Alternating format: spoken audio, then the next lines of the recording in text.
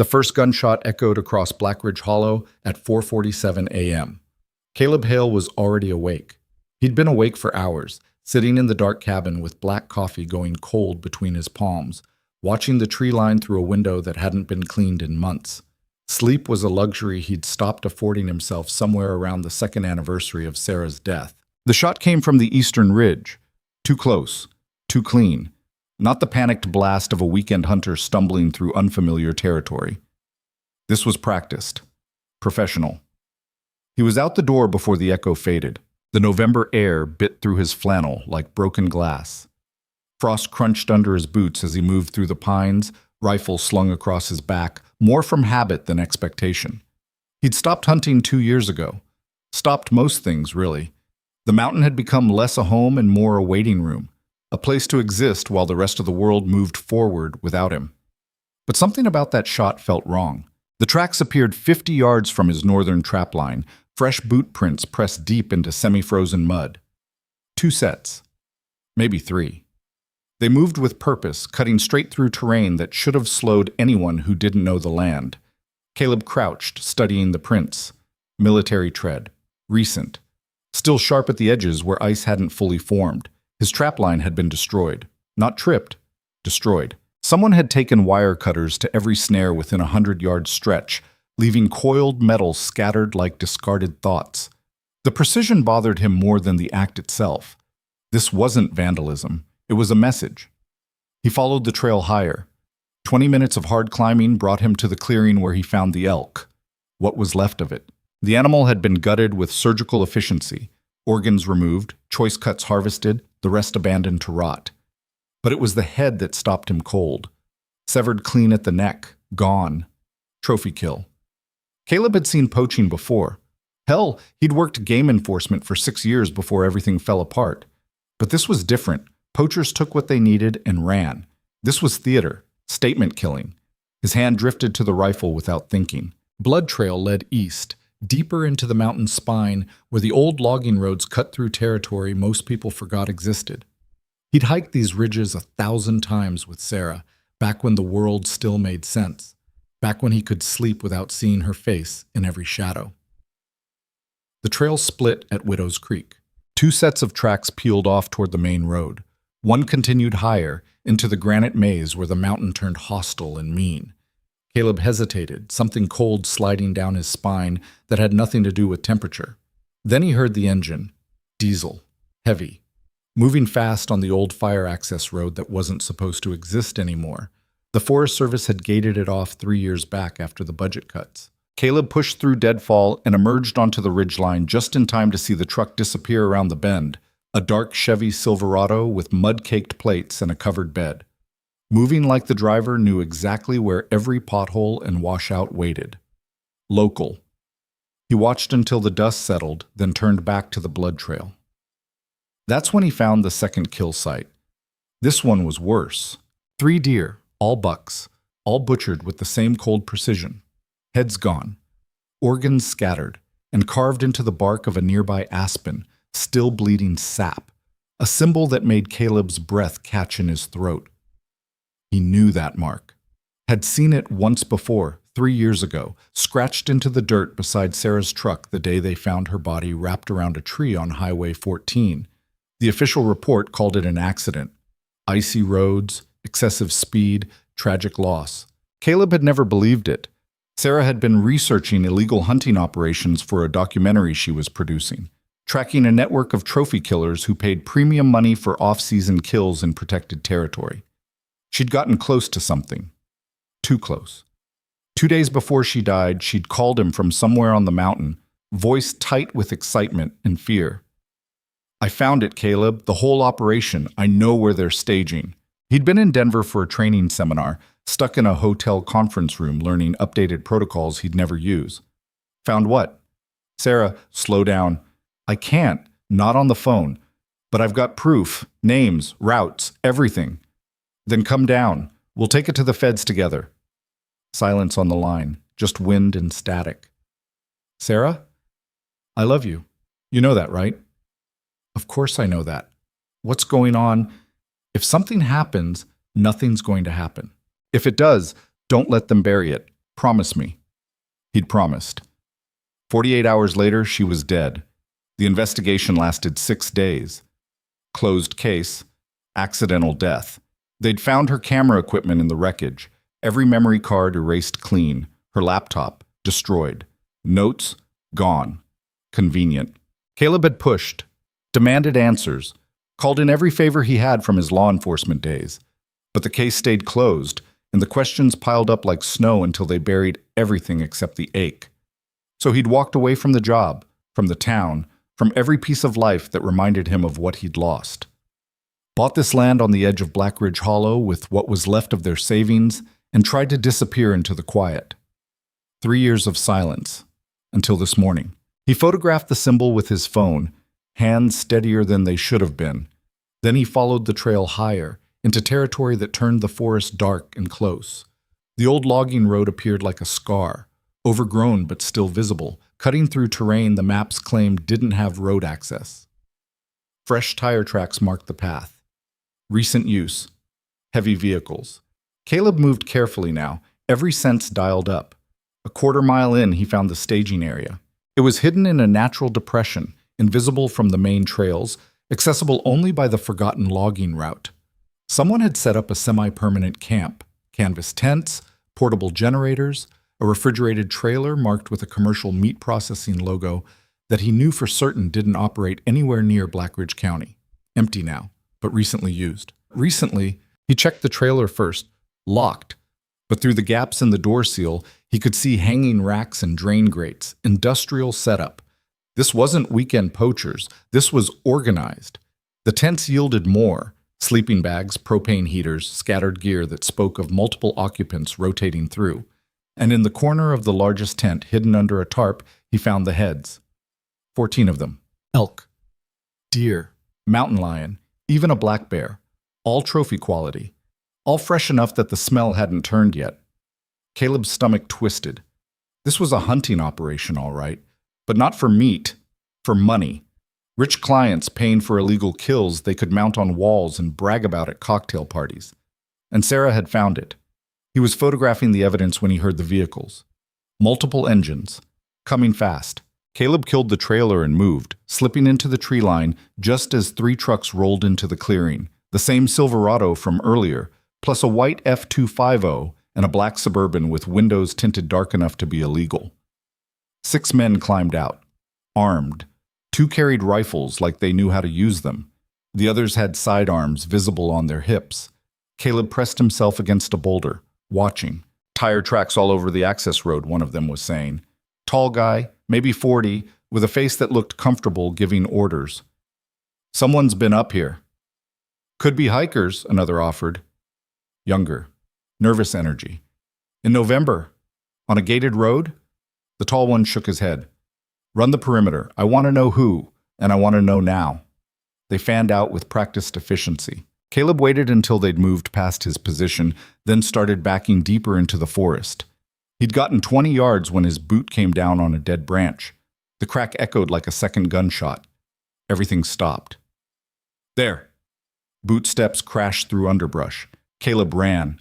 The terrain worked in his favor. He knew every stone, every drop, every game trail that cut through the impossible sections.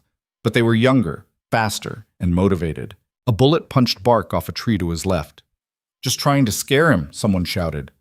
Boss wants him alive if possible. Caleb didn't waste breath responding. He cut hard right, using the granite outcrop to break line of sight, then dropped into the ravine that most people didn't know existed. 40-foot slide down loose scree and exposed roots, coming out in the creek bed where water ran fast and cold enough to kill the scent trail. He moved downstream, staying low, listening for pursuit. It came, but slower now, cautious. Lost him in the ravine, a voice echoed from above. Want us to keep going? Pause. Then, no, pull back. We've got his face on the trail camera. We'll find out who he is. Caleb's blood went cold. Trail camera. He'd missed it. They had him. He waited until the voices faded, then climbed out of the ravine on the south side, miles from where he'd gone in. The hike back to his cabin took 2 hours of hard movement, every step spent calculating how badly he'd just screwed up. They knew someone had found the operation. They'd have his photo by now, probably already running it through whatever databases they had access to. And in a county this small, with his law enforcement background, it wouldn't take long to connect the dots. Caleb Hale, widower, ex-game warden, living alone on the eastern edge of Black Ridge Hollow. He reached the cabin as the sun started its descent behind the ridge. The coffee from this morning sat on the table, surface frozen solid. Everything looked exactly as he'd left it, except for the truck parked in his driveway. Sheriff's Department. Black Ridge County seal on the door. Deputy Marshal Wade leaned against the hood, smoking a cigarette that he flicked away when Caleb emerged from the tree line. "Caleb!" Wade's voice carried the careful neutrality of a man who'd practiced delivering bad news. "Didn't expect to see you up and about this early. Could say the same about you, Marcus." "Got a call. Reported gunshots on the eastern ridge. Hunter, probably. Season's still open for another week." "That's what I figured." Wade's eyes tracked across Caleb's mud-stained pants, the scratches on his hands. "You hear anything unusual this morning?" "I hear gunshots every morning this time of year." "Right." Wade nodded slowly. "Thing is, we also got a report of someone trespassing on private land up past Widow's Creek. Property owner's pretty upset about it." "Didn't know that land was private. Thought it was Forest Service." "Was. Got purchased about 8 months ago. Mineral rights deal, mostly. But the new owner's been real particular about keeping people out." "Who's the owner?" Wade's expression flickered, just for a second, but Caleb caught it. "Corporate purchase. Shell company out of Denver. You know how it is? Money people buying up land for tax breaks." "Yeah, I know how it is." They stood in silence for a moment, the November wind cutting between them. "Look, Caleb," Wade's voice dropped. "Whatever you think you saw up there, I didn't say I saw anything. You should probably forget about it. These property owners, they're connected. They don't like complications." "That a warning, Marcus?" "That's advice. From a friend." "Didn't know we were friends." Wade flinched. "We used to be, before, He stopped. "I'm just saying, sometimes it's better to let things go, especially up here. The mountain has a way of settling its own scores." Caleb felt something cold and sharp twist in his chest. "Is that what happened to Sarah? The mountain settling a score?" "Jesus, Caleb, that was an accident." "Yeah, that's what the report said." Wade was quiet for a long moment. Then he pushed off the truck, moving toward the driver's door. "Stay off that property, Caleb. I mean it. Next time I get called up here, it won't be friendly." He drove away, leaving Caleb standing in the driveway with more questions than answers and the taste of something rotten in his mouth. Inside the cabin, he pulled up the photos on his phone. The symbol carved into the tree, the staging area, the trailer full of trophy kills. Then he opened his laptop, the one he'd stopped using for anything except checking weather, and started searching. The shell company that owned the land traced back to 3 other LLCs, each one nested inside the next like Russian dolls. But at the center, buried under layers of legal paperwork and deliberate obfuscation, he found a name: Kade Enterprises. Victor Kade. The name meant nothing to him. But Google had opinions. Real estate developer, political donor, board member on half a dozen conservation nonprofits. The kind of irony that would be funny if it wasn't so perfectly designed as cover. Net worth somewhere north of 40 million. Properties across 3 states. And a hunting lodge outside Black Ridge that catered to exclusive clients seeking authentic wilderness experiences. Caleb clicked through to the lodge's website. Glossy photos of smiling rich people holding rifles. Testimonials about once-in-a-lifetime trophies and unforgettable hunts. All legal. All sanctioned. Except for the operation running on the mountain. The one Sarah had found. The one that got her killed. He spent the next 6 hours going through every file Sarah had left behind, boxes of notes and hard drives he'd been too broken to touch until now. Most of it was corrupted or incomplete, but buried in a folder labeled Weather Archive 2020, he found it. Voice memos. Dozens of them. Sarah's voice filled the cabin, steady and determined, recording her findings like she always did. November 4th. Confirmed sighting of illegal processing site. Location matches anonymous tip. Vehicle description. Black Suburban, Colorado plates. November 9th. Tracked supply deliveries to the lodge. 3 trucks. After hours. No manifests. November 12th. Client list. I've got names now. including 2 state senators and a federal judge. November 14th, they know I'm watching. Found my trail camera destroyed. Need to move fast. The recording stopped on November 15th. She died on November 16th. Caleb played the last memo 3 times, her voice washing over him like cold water. If you're hearing this, something went wrong. I've hidden the evidence. Safe place. Only you would know where. Find it, Caleb. Finish this. Don't let them bury the truth the way they'll try to bury me. The recording ended. Caleb sat in the dark cabin, the weight of 3 years pressing down like stone. He'd made her a promise. Time to keep it. Outside, the mountain waited in silence, holding secrets it had kept too long. And somewhere in that darkness, men who thought they were untouchable were about to learn that some debts don't disappear. They just come due. The safe place turned out to be exactly where Caleb should have looked first. Their old hunting blind, 15 miles into the backcountry, perched on a ridge that overlooked the valley where they'd scattered her mother's ashes 5 years ago. He hadn't been back since the funeral. Couldn't stomach it. The hike took him most of the night. He moved without a flashlight, letting his eyes adjust to the darkness, using the stars to navigate terrain that memory filled in better than any map. Every step felt like walking backward through time, past the creek where Sarah had fallen through ice one winter, past the meadow where they'd seen that wolf pack at dawn, past the lightning-struck pine where he'd asked her to marry him. The blind was still standing, barely. Weather had taken its toll. Canvas rotted through in places, support poles leaning at angles that wouldn't hold much longer. But the floor was intact, and when Caleb lifted the corner board they'd always used to hide their gear, he found it. A waterproof case, military grade, sealed tight. Inside, 3 USB drives, a leather journal, and a handwritten note on paper that had started to yellow. You found it. I knew you would. Finish this, Caleb. Make them pay. I love you. Always. S. His hand shook as he pocketed the drives and opened the journal.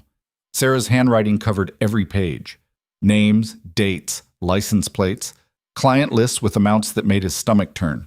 $50,000 for an off-season elk, $75,000 for a trophy bear, $120,000 for a mountain lion kill with guaranteed shot setup. And woven through it all, one name kept appearing. Victor Kade. She'd been tracking him for 8 months before she died, following money trails through shell companies, documenting meetings between Kade and local officials, photographing deliveries to the hunting lodge that didn't match any legal manifests. The last entry was dated November 15th, written in handwriting that looked rushed, almost frantic. Confirmed, Sheriff Davis is on the payroll. Deputy Wade brought in 3 months ago.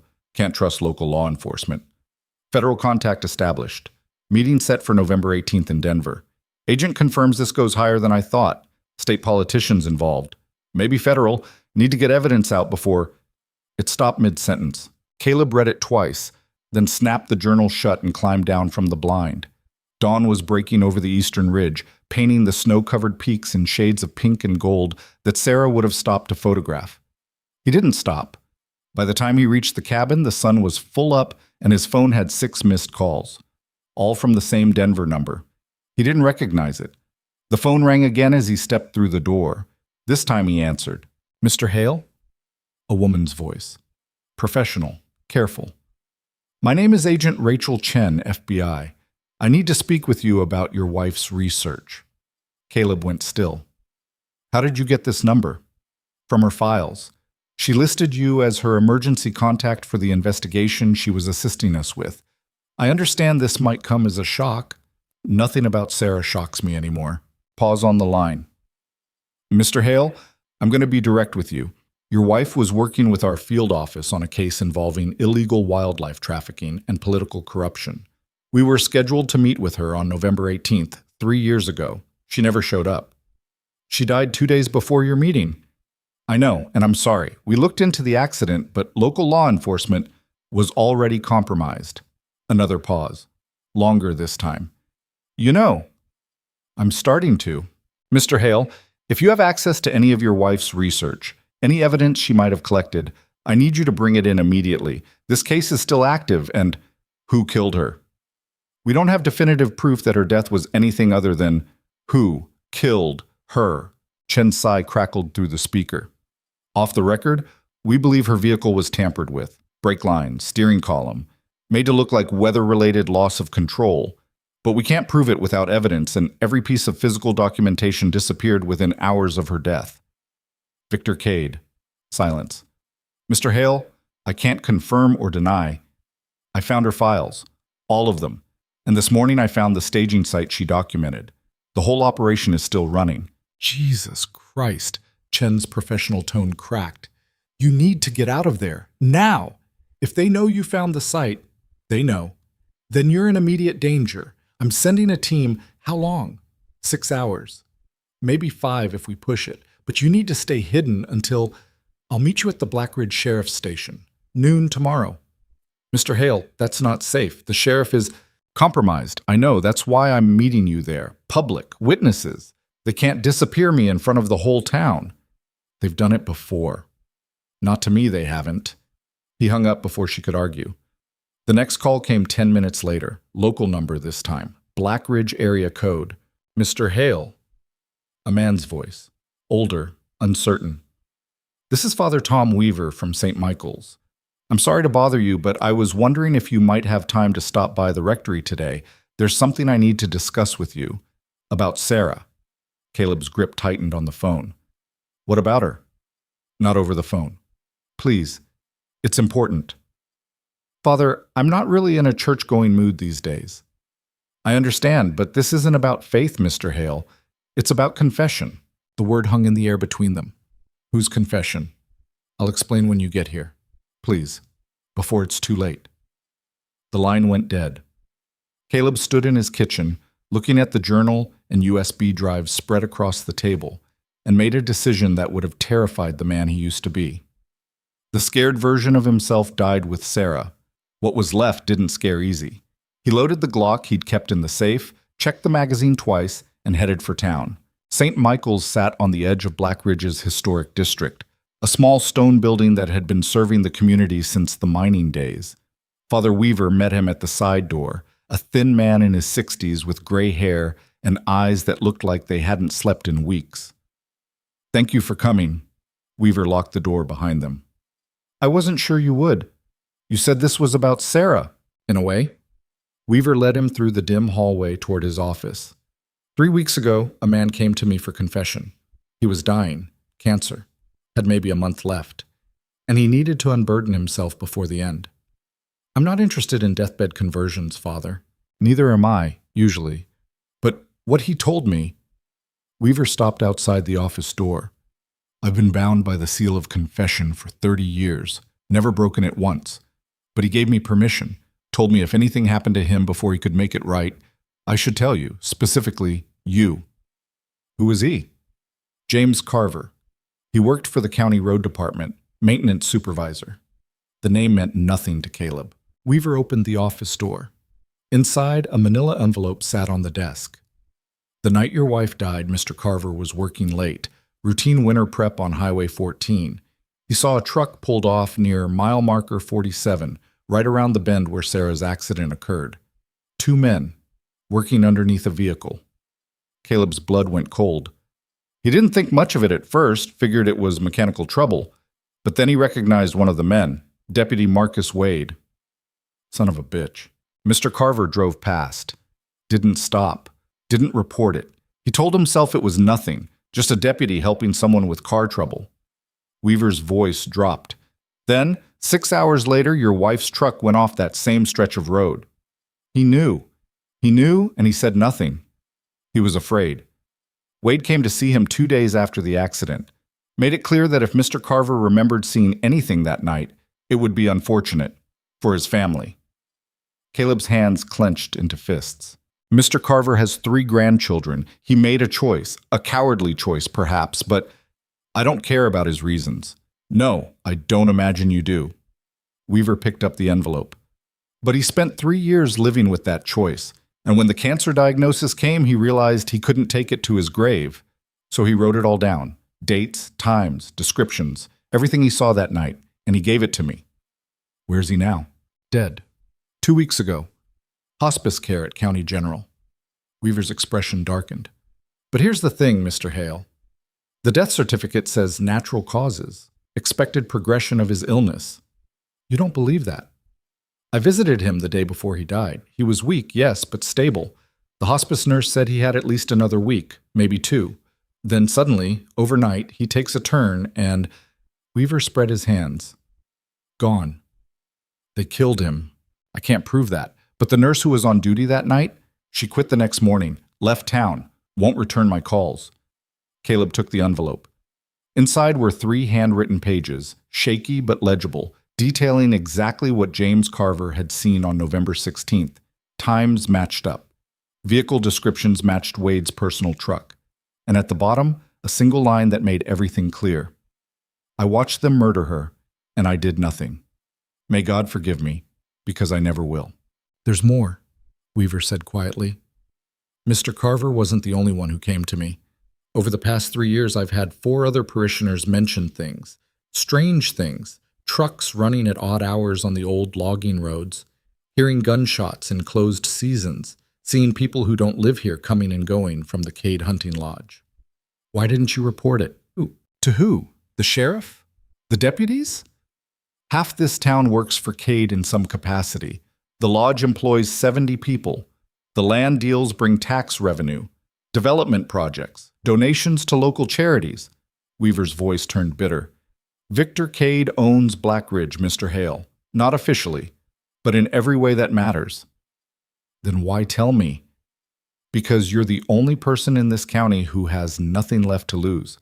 And because Sarah deserved better than the silence we gave her. Caleb folded the pages carefully and slid them back into the envelope. You said 4 others came to you. Who were they? Weaver hesitated. I can't or won't. One of them is dead. Car accident 6 months ago. Another moved away. The other 2 are still here, but they're terrified. They have families, jobs, lives they're trying to protect. And Sarah didn't? The words came out harder than Caleb intended, but he didn't take them back. Weaver flinched. You're right. I'm sorry. We all failed her. We failed you. Yeah, you did. Caleb turned toward the door. Mr. Hale. Weaver's voice stopped him. Whatever you're planning to do, be careful. Kade has resources. Connections that go far beyond this county. Men like that don't just roll over when challenged. Good. I'm serious. You're walking into something that's gotten people killed. People like my wife? Yes. Caleb met the old man's eyes. Then I guess we're even.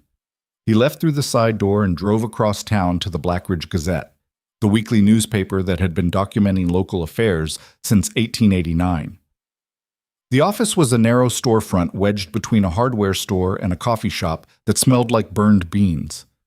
Inside, a young woman sat behind a desk buried in papers, typing furiously on a laptop that looked older than she was. She glanced up when Caleb entered. Help you?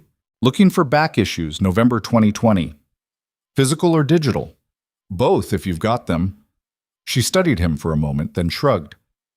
Archive room's in the back. Help yourself. Digital's all on microfilm, though. Scanner's broken, so you'll have to read it old school. The archive room was exactly what it sounded like. A dusty closet stuffed with bound volumes and metal filing cabinets. Caleb found the November 2020 editions and spread them across a table that wobbled on uneven legs. The accident coverage was front page. Small-town tragedy. Well-liked documentary filmmaker. Survived by her husband. Services at St. Michael's. In lieu of flowers, donations to the county wildlife fund. Nothing unusual, nothing suspicious. But tucked in the back of that same edition, a tiny column about local business news caught his eye. Kade Enterprises announces expansion. New wildlife management contract with Forest Service. The contract gave Kade's company exclusive rights to manage hunting permits and wildlife monitoring across 3,000 acres of federal land. Land that included the entire eastern ridge of Blackridge Hollow. The contract was dated November 20th, 2020, 4 days after Sarah died. Caleb photographed the article, then kept digging. Over the next 2 hours, he traced a pattern. Every 6 months, like clockwork, Kade Enterprises acquired more land, more contracts, more influence, and every acquisition coincided with someone leaving town or shutting up about something they'd seen. The young woman from the front desk appeared in the doorway. Find what you needed? Getting there. You're Caleb Hale, aren't you? He looked up. She was younger than he'd first thought, mid-20s, maybe. Dark hair pulled back, eyes that held more intelligence than her casual tone suggested. Do I know you? Not really, but I knew Sarah, sort of. She stepped into the room, lowering her voice. I was interning at the university when she was putting together her documentary. She interviewed me about local environmental issues. Small world. Smaller than you think. She glanced toward the door, then back at Caleb. Look, I don't know what you're researching, but if it has anything to do with Kade, be careful. Second person today to tell me that. Then maybe you should listen. You got a reason I should? She was quiet for a moment, then, my name's Lena Cross. I'm a wildlife researcher. Or I was, until I made the mistake of documenting illegal kill sites on protected land. Caleb went still. When? 2 months ago. I was tracking elk migration patterns for my thesis. Found a butchering site that shouldn't exist, reported it to the Forest Service. She laughed, but there was no humor in it. Guess who holds the wildlife management contract? Kade. Bingo. My report disappeared. My advisor suddenly decided my research wasn't up to standards, and I started getting followed. By who?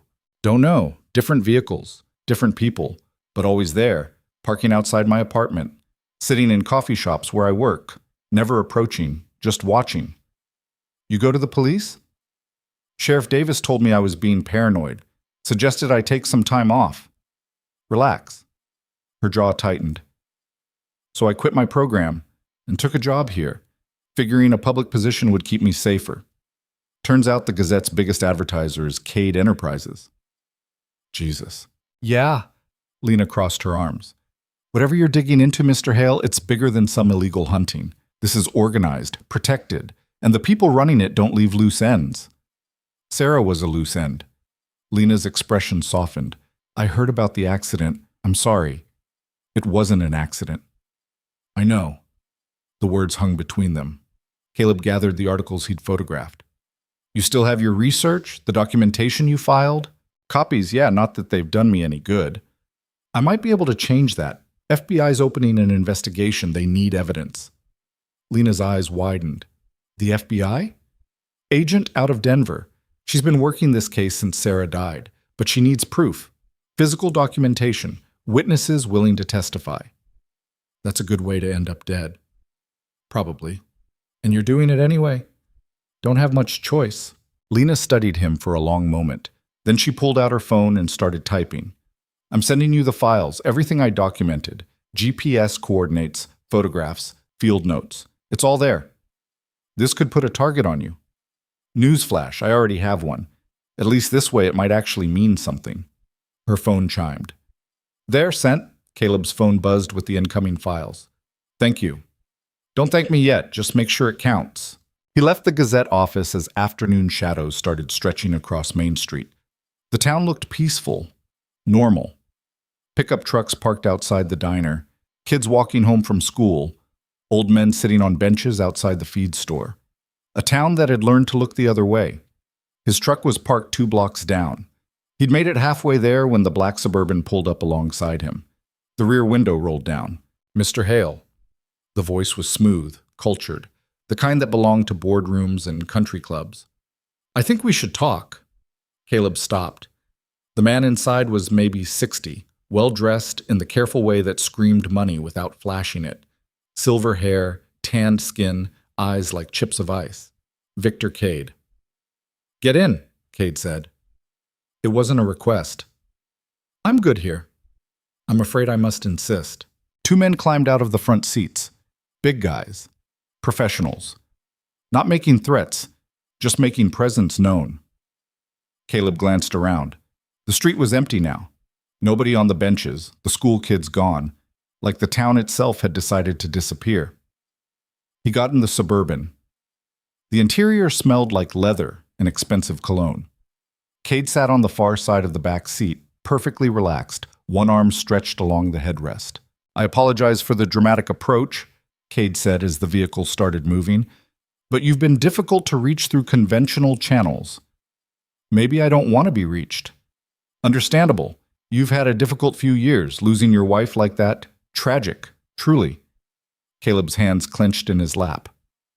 I'm told you've been asking questions, Kade continued, poking around in places that don't concern you, making certain people nervous. Good. Kade smiled. It didn't reach his eyes. You misunderstand the situation, Mr. Hale. I'm not here to threaten you. I'm here to help. Help? Yes. You see, I understand grief, loss, the desperate need to find meaning in tragedy, to assign blame when sometimes there is none. My wife was murdered. Your wife had an accident, terrible timing, icy roads. It happens every winter in these mountains. Her brake lines were cut. By who? The local mechanic who inspected her vehicle 3 weeks before she died and found them perfectly functional? The insurance investigator who found no evidence of tampering? Cade's tone stayed calm, reasonable. I know you want someone to blame, Mr. Hale, but sometimes the universe is simply cruel. Cut the performance. I know about the hunting operation, the staging site, the clients paying for illegal kills. Kade was quiet for a moment, then he sighed. I run a legitimate hunting lodge. All permits filed. All kills legal and documented. What happens on other people's property is not my concern. The property you own through shell companies. I own many properties. Real estate is an excellent investment. And it's convenient when you need places to hide criminal activity. Careful, Mr. Hale. Slander is a serious accusation. The Suburban turned onto a dirt road Caleb didn't recognize. Trees closed in on both sides, blocking out the fading daylight. Where are we going? Somewhere we can speak privately. Kade leaned forward slightly. You have something that belongs to me. Files, research, evidence that could be misinterpreted in unfortunate ways. Sarah's files. Your late wife was investigating claims that turned out to be baseless. She died before she could learn that. But the documentation she compiled, taken out of context, it could damage legitimate business operations. I'd like it back. Not a chance. Mr. Hale, I'm offering you a way out. A generous way. $500,000 for everything your wife collected. Enough to start over somewhere new. Leave Black Ridge, leave Colorado. Build a life that doesn't revolve around chasing ghosts. You think I can be bought? Everyone can be bought. It's just a question of price. Then you don't know me very well. Cade's expression hardened. No, I don't. But I know you're alone. No family, no close friends. A man who spent 3 years hiding in the mountains because he couldn't handle the real world anymore. What do you think happens if you take this to the authorities? You'll be discredited, dismissed as a grieving widower who can't accept that his wife died in a simple accident. FBI doesn't seem to think it's that simple. Cade's eyes narrowed. You've contacted federal agents. Meeting them tomorrow at the sheriff's station. Noon, public record. The silence in the Suburban was absolute. Then Kade smiled again. This time it looked genuine and terrifying. You've made a mistake, Mr. Hale. The vehicle stopped. They were in the middle of nowhere, surrounded by trees and darkness and nothing else. The 2 men from the front seat climbed out and opened Caleb's door. Get out, one of them said. Caleb looked at Kade. That's your play? Kill me and dump the body? Who said anything about killing you? Cade's voice stayed pleasant. You're going to walk away from here, drive home. And tomorrow morning, you're going to call that FBI agent and tell her you were mistaken. Emotional distress, seeing patterns that don't exist, whatever story you need to tell yourself. Or accidents happen, not to you, but to people you care about. That young researcher at the Gazette, for instance, Lena Cross, bright future ahead of her. Would be a shame if something... Caleb moved without thinking. He hit the first man in the throat with his elbow, collapsing the windpipe. The second one reached for a weapon. Caleb grabbed his wrist, twisted, and slammed the man's head into the doorframe twice. Both men went down. Kade hadn't moved. He sat in the back seat, watching with something that might have been admiration. Impressive. I was told you had training, but... Caleb pulled the Glock from his waistband and pointed it at Cade's chest. Here's what's going to happen, Caleb said, his voice perfectly steady. You're going to call whoever you need to call and tell them to leave Lena Cross alone. Then you're going to sit here while I walk away. And tomorrow at noon, I'm meeting the FBI. With everything. Kade didn't look at the gun. He looked at Caleb's eyes. You won't shoot me. You sure about that? Completely. Because you're not a murderer, Mr. Hale. You're angry, grieving, desperate for justice. But you're not a killer. I was a soldier before I was a game warden. Iraq. 2 tours. So yeah, I can kill just fine when I need to. But you don't need to. Not yet. Kade's tone stayed calm. If you shoot me here, you become the criminal. Everything you've gathered becomes inadmissible, and Sarah's death stays buried forever. Caleb's finger tightened on the trigger. Kade waited. The woods were silent except for the labored breathing of the 2 men on the ground. Then Caleb lowered the gun. Smart choice, Kade said. This isn't over. No, it's just beginning. Caleb backed away from the Suburban, keeping the weapon trained on Kade until he'd put 50 yards between them. Then he turned and ran. The forest swallowed him whole. Behind him, he heard Kade's voice calling through the darkness. You can't win this, Mr. Hale. But I admire the effort, truly. Caleb didn't answer. He just kept moving, using the stars to navigate back toward town, his heart hammering against his ribs, and Sarah's voice echoing in his memory. Finish this. He intended to. Caleb made it back to his truck just as full dark settled over Blackridge. His knuckles were scraped raw from the fight, and his shoulder throbbed where he'd hit the ground during his escape through the woods. The 2 men he'd dropped wouldn't stay down forever, and Kade's threat about Lena Cross kept looping through his mind like a bad song. He drove straight to the Gazette office. The lights were still on. Through the window, he could see Lena at her desk, hunched over her laptop with the kind of focus that meant she was either chasing a story or avoiding going home to an empty apartment. The door was locked. Caleb knocked hard enough to rattle the glass. Lena looked up, startled, then hurried over to let him in. What happened to your hands? Had a conversation with Victor Kade. Her face went pale. He knows you talked to me. Yeah. How bad? Bad enough that you need to leave town. Tonight. Lena backed away from the door, shaking her head. I can't just... I have a lease, a job, my research. Your research is what got you on his radar in the first place. Caleb followed her inside, lowering his voice even though the street outside was empty. Kade threatened you directly, used your name. He knows where you live, where you work. You stay here, you become leverage. Against you. Against the investigation. The FBI needs witnesses, living witnesses. Lena sank into her desk chair, running both hands through her hair. This is insane. I documented some illegal kill sites. That's it. I'm not some whistleblower trying to take down an empire. You are now. She looked up at him with eyes that were trying hard not to show fear and failing. Where am I supposed to go? Denver. Agent Chen's office. I'll give you her number. Tell her everything you told me, hand over your files, and let the feds put you somewhere safe until this blows over. And if it doesn't blow over? Caleb didn't have an answer for that. Lena stood up and started gathering items from her desk. Laptop, notebook, a coffee mug with a faded university logo. Her hands shook slightly as she shoved everything into a canvas messenger bag. I knew this job was temporary, she said, voice tight. Guess I just didn't realize how temporary. I'm sorry. Don't be. I made my choices. She pulled on her jacket and slung the bag over her shoulder.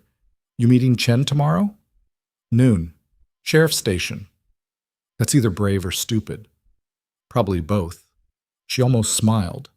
Almost. You really think the FBI can touch Kade? Guy like that, with his money and connections? I think Sarah got close enough to scare him. That means he's not untouchable. Lena moved toward the door, then stopped. For what it's worth, your wife was one of the good ones. She actually cared about getting the story right, not just getting it first. The day she interviewed me, she spent 3 hours listening to me talk about migration patterns and habitat loss. Most journalists would have been out of there in 20 minutes. That sounds like her. She said something I've never forgotten. She said the most important stories are the ones people don't want told, because those are the ones that change things. Lena's voice cracked slightly. So yeah, I'll go to Denver. I'll talk to your FBI agent, and I'll make sure Sarah's story gets told right. Thank you. Just promise me you'll be careful tomorrow. Kade's not going to let you walk into that meeting without trying something. I'm counting on it. Lena left through the back door, moving quickly toward the parking lot where her old Honda sat under a broken streetlight. Caleb watched until her taillights disappeared around the corner, then pulled out his phone and called Agent Chen. She answered on the first ring. Mr. Hale? I was starting to worry. I've got a witness heading your way. Lena Cross, wildlife researcher. She's got documentation of illegal kill sites on Kade's property, and she's been threatened for reporting it. When did this happen? About 15 minutes ago. She should be in Denver by midnight. Jesus, what did you do? Had a conversation. With who? Victor Kade, face to face. Silence on the line. Then, are you out of your mind? That man is... I know what he is. I also know he's scared. He offered me $500,000 to disappear. And you said no. Obviously. Mr. Hale, you need to understand something. We've been building this case for 3 years, slowly, carefully, gathering evidence through legal channels so it holds up in court. What you're doing, confronting suspects, gathering witnesses without protection, putting yourself in the middle of an active investigation, you're jeopardizing everything. Sarah didn't have 3 years. Chen's sigh crackled through the speaker. I know, and I'm sorry. But if you get yourself killed before we can lock down testimony, her death stays unsolved. Is that what you want? What I want is for the people who murdered my wife to pay for it, however that happens. Then work with us, not against us. I am working with you. That's why I'm meeting you tomorrow at noon. That meeting's off. Too dangerous. We'll arrange a secure location. No. It stays public. Blackridge Sheriff's Station, middle of the day, witnesses everywhere. Kade can't make a move without exposing himself. He doesn't need to make a move personally. He has people for that. Good. Let them try. Another pause. You want them to come after you. I want them to make a mistake. And they will. Because Kade's been operating in the shadows for so long, he's forgotten what happens when someone drags him into the light. You sound like you're planning a war. I'm planning to finish what Sarah started. Chen was quiet for a long moment. When she spoke again, her tone had shifted. Less agent, more human. My team will be there at 11:30.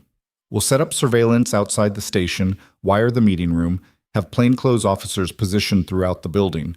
But Mr. Hale, if shooting starts, we can't guarantee your safety. I've been getting shot at since I was 22. I'll manage.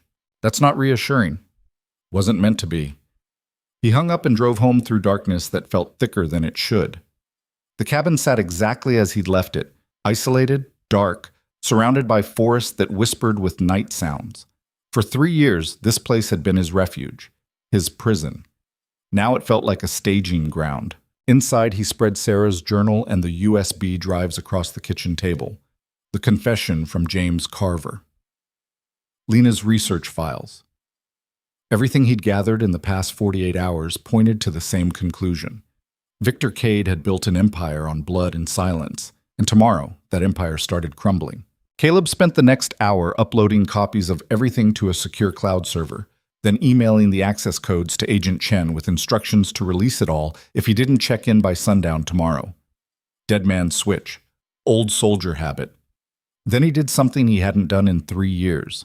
He opened the closet in the bedroom and pulled out the gear he'd stored there the day he decided to disappear. Tactical vest. Combat knife.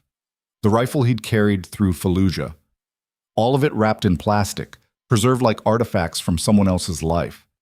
The man who'd owned this gear had believed in things. Country. Duty. The idea that good people could make a difference if they just fought hard enough. Then he'd come home and watch the system fail Sarah. Caleb ran his hand along the rifle stock, feeling the worn grip that fit his palm like it had never left. He didn't know if he was that man anymore, didn't know if he wanted to be. But tomorrow would answer that question. He cleaned the weapons methodically, checking actions and magazines with muscle memory that came back easier than it should. Outside, the wind picked up, rattling the cabin's windows and carrying the scent of snow that wouldn't hold off much longer. His phone buzzed, text from an unknown number. You made your choice, so did I. No signature. Didn't need one. Caleb set the phone down and went back to work. He slept for 3 hours, shallow and dreamless, then woke at 4 a.m. to find fresh snow falling outside. Not heavy, just enough to make the world quiet and white and deceptive. The kind of snow that hid tracks. He dressed in layers, thermal base, flannel, the tactical vest under a heavy jacket that concealed its outline. The Glock went in a shoulder holster, spare magazines in his pockets. He left the rifle. Too obvious. Too aggressive for what was supposed to be a simple meeting. Besides, if things went that wrong, a rifle wouldn't save him. The drive to Blackridge took 40 minutes through snow that kept getting heavier. The town was barely awake when he arrived. A few early risers grabbing coffee at the diner, a snowplow making its first pass down Main Street. The sheriff's station sat at the end of a side street, a squat brick building that had been ugly even when it was new. 2 patrol cars in the lot, lights on inside. Caleb parked across the street and waited. By 11, the snow had stopped. The parking lot had filled up with civilian vehicles, people coming in to renew licenses, file reports, handle whatever bureaucratic nonsense kept a small-town sheriff's office running. Good. More witnesses. At 11:15, he spotted the first FBI vehicle. Unmarked sedan, but the way it moved and parked gave it away. 2 agents inside, both wearing sunglasses despite the overcast sky. By 11:30, he'd counted 4 more Bureau vehicles positioned around the block. His phone rang. "Mr. Hale, this is Chen. We're in position. Are you ready?" "Yeah." "Remember, stay calm, answer questions honestly, and if anything feels wrong, get out. We'll have your back." "Understood." He crossed the street and walked into the sheriff's station at exactly 11:45. The front desk was manned by a clerk he didn't recognize. Middle-aged woman with reading glasses on a chain and the tired expression of someone who'd worked in government too long. "Help you?" "I'm here to meet with someone. Federal agent. Should be arriving soon." The clerk checked her computer. "Name?" "Caleb Hale." Something flickered in her expression. Recognition, maybe, or warning. "Conference room's down the hall. Second door on the left. I'll send them back when they arrive." "Thanks." The conference room was exactly what he expected. Beige walls, fluorescent lighting, a table surrounded by chairs that had seen better decades. Small window overlooking the parking lot. No cameras visible, but he knew they were there. He sat facing the door and waited. 5 minutes passed. Then 10. At 12:05, the door opened. But it wasn't Agent Chen, but Guinan. Sheriff Davis filled the doorway, a thick man in his late 50s with a face like weathered leather and eyes that had seen enough to stop caring. He'd been sheriff for 15 years, elected and re-elected on a platform of keeping Blackridge safe and quiet. Turned out quiet was easier when you were on the payroll. "Caleb." Davis closed the door behind him. "Heard you were causing trouble." "Just waiting for a meeting." "Yeah, about that." Davis pulled out a chair and sat down heavily. "Your FBI friend called. She's running late. Asked me to keep you company." "That's thoughtful." "Isn't it?" Davis leaned back, making the chair creak. "You know, I liked Sarah. She was a good person, smart, passionate about her work. It was a real tragedy what happened. It was murder. That's a serious accusation. I've got serious evidence." Davis was quiet for a moment, studying Caleb like he was trying to solve a puzzle. "You think I'm dirty?" "I know you are." "Based on what?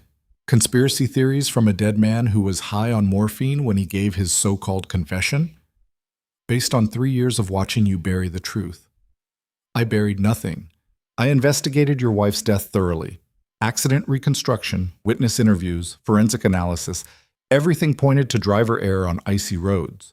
Her brake lines were cut. According to who? You? A grieving husband who can't accept that sometimes bad things just happen?" Davis shook his head. "I feel for you, Caleb. I really do. But you're chasing ghosts." "Then why are you here instead of Agent Chen?"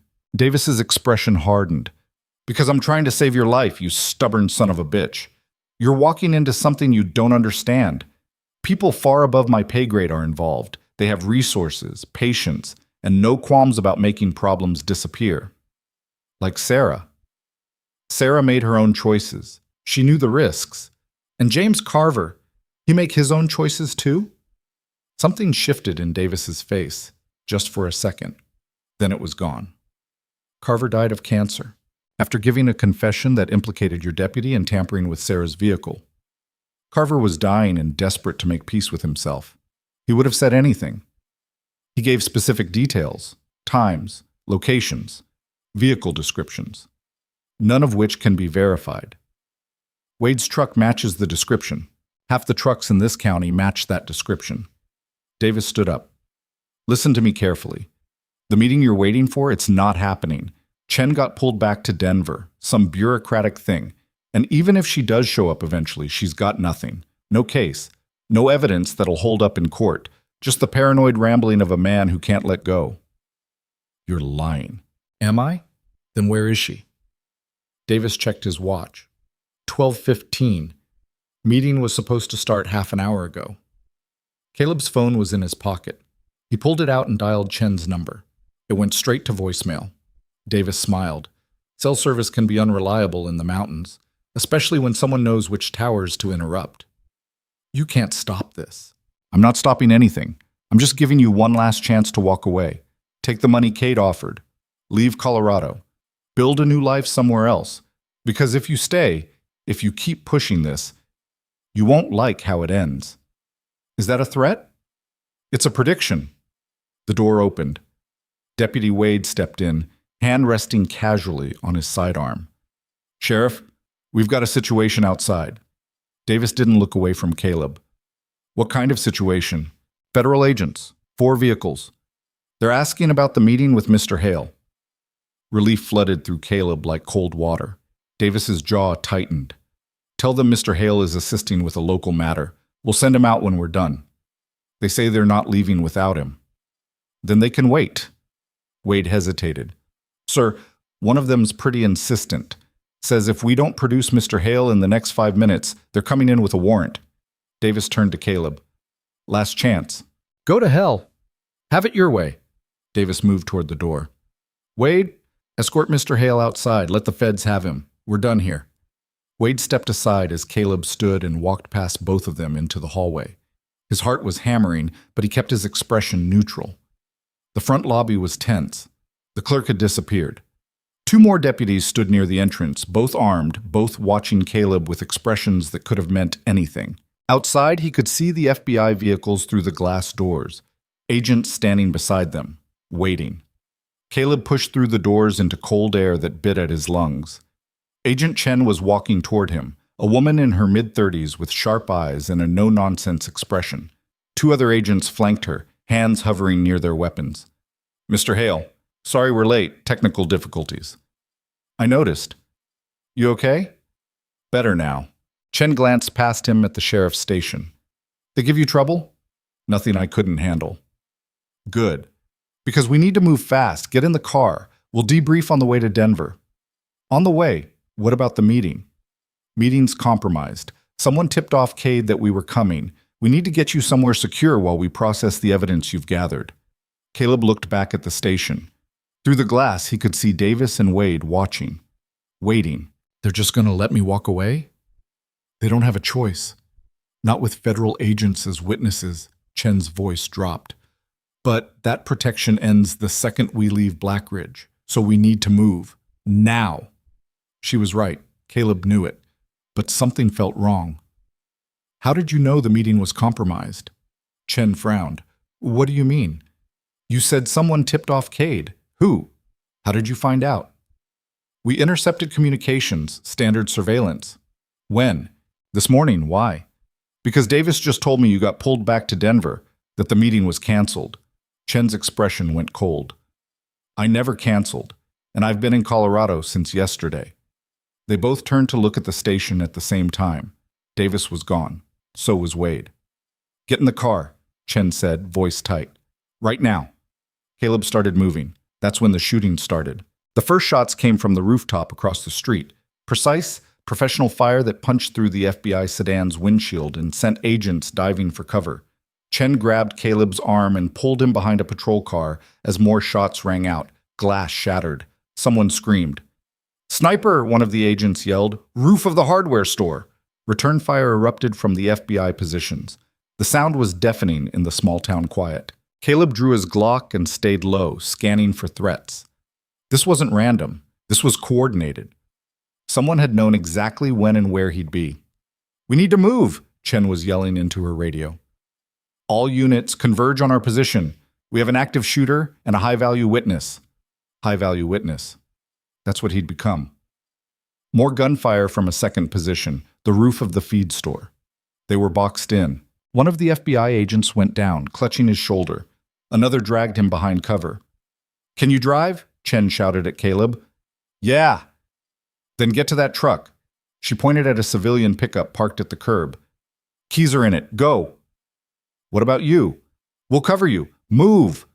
Caleb ran. Bullets chewed up the pavement behind him. He reached the truck, yanked the door open, and threw himself inside. The engine turned over on the first try. Chen and two other agents laid down covering fire as Caleb punched the accelerator. The truck fishtailed on the icy street, then found traction and shot forward. In the rearview mirror, he saw muzzle flashes and smoke, saw Chen taking cover behind the sedan, saw more sheriff's deputies pouring out of the station, weapons drawn. Whose side were they on? Caleb didn't wait to find out. He took the first corner too fast, felt the truck slide, corrected, and kept going. Behind him, sirens started wailing. Pursuit. The roads out of Blackridge were limited, 3 main routes, all easily blockable. Kade would know that, would have people positioned. So Caleb didn't take the main roads.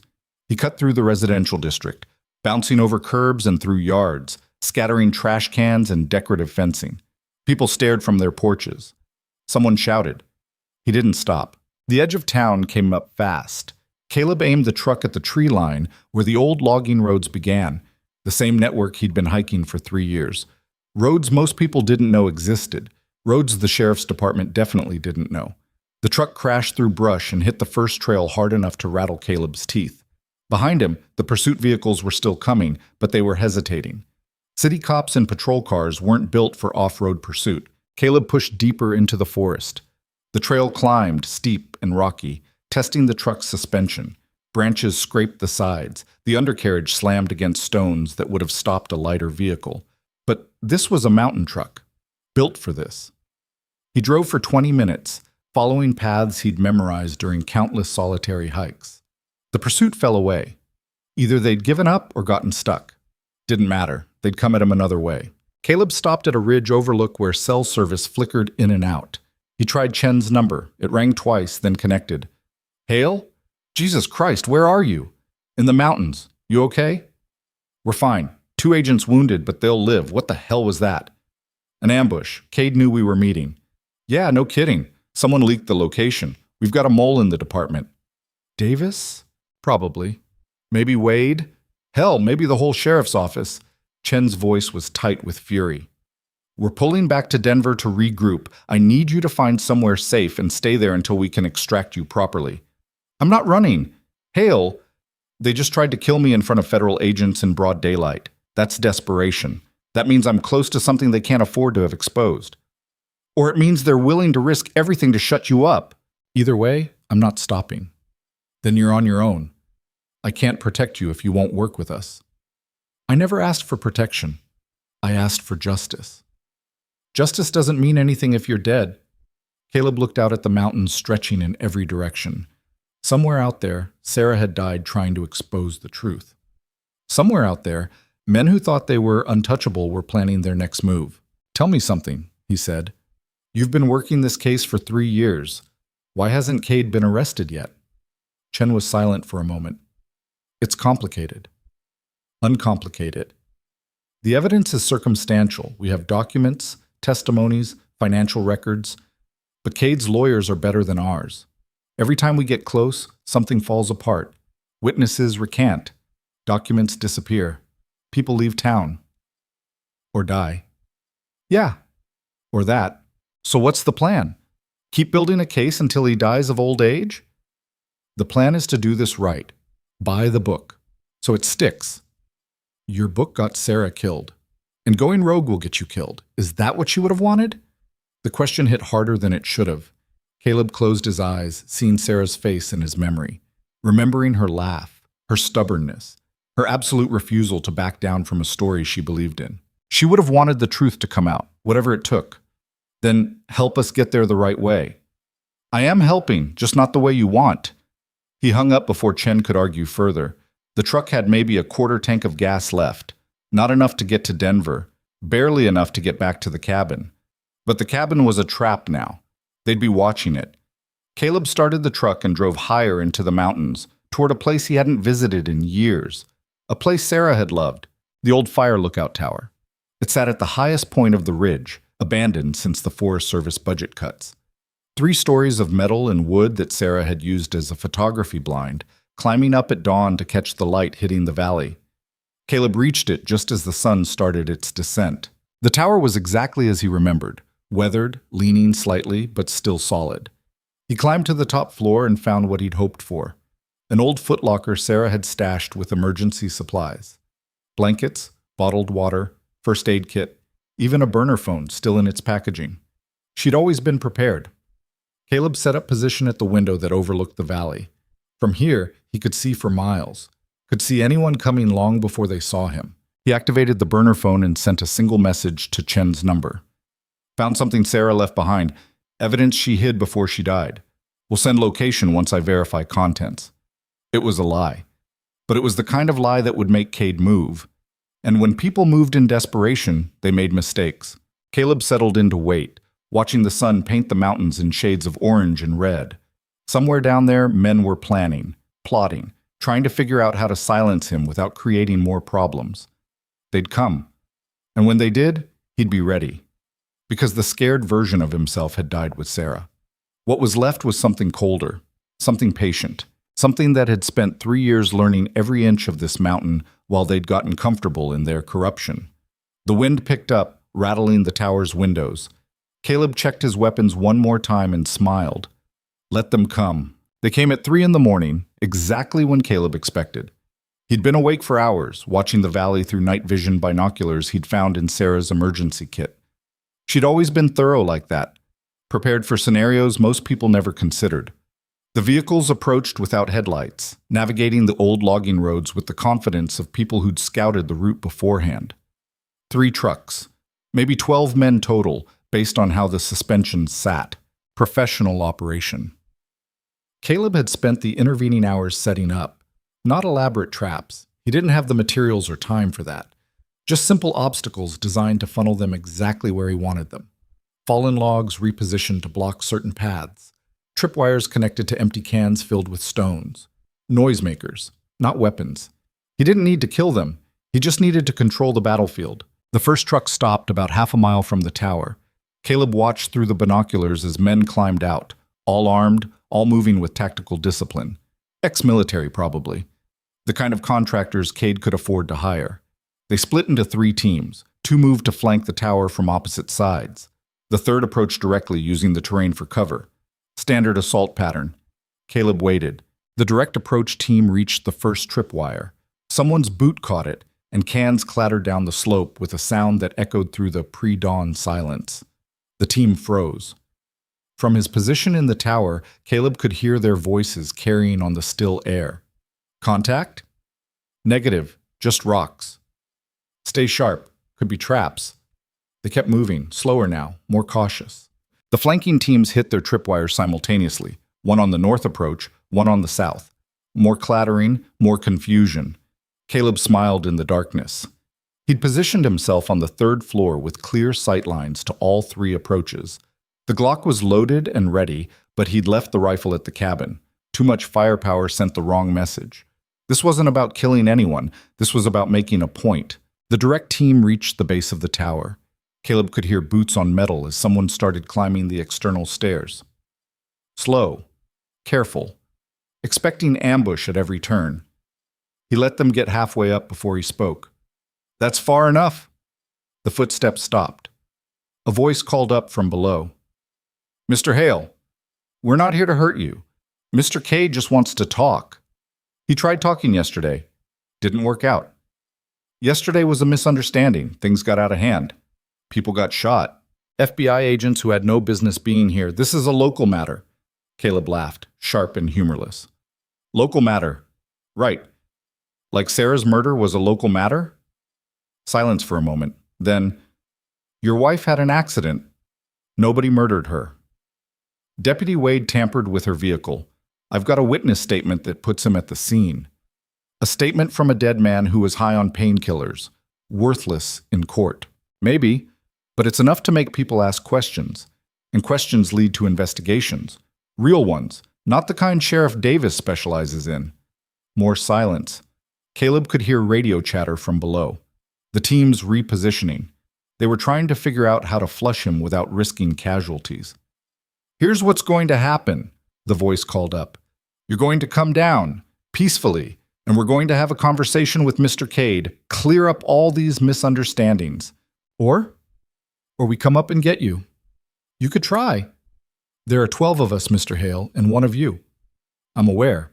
But you're on my mountain now. I know every rock, every tree, every trail. You're just guessing. We've got thermal imaging, night vision, communications equipment. You've got, what, a handgun and some rattling cans? I've got 3 years of knowing this terrain better than I know my own face, and I've got nothing left to lose. How about you? You ready to die for Victor Kade's money?" That seemed to give them pause. Caleb pressed the advantage. "Think about it. You're contractors. This is just a job. But the second someone dies up here, this stops being about money and starts being about murder charges, federal murder charges, because you attacked a witness in a federal investigation. We're not attacking anyone. We're conducting a lawful citizen's arrest." "On what grounds?" "Trespassing, destruction of property, making terroristic threats." Caleb almost laughed. "That's creative. Kade's lawyers earned their money." "Come down, Mr. Hale. This doesn't have to get ugly. It's already ugly. Has been since you people killed Sarah." The radio chatter got more intense. Caleb could hear frustration creeping into their communications. They'd expected this to be simple.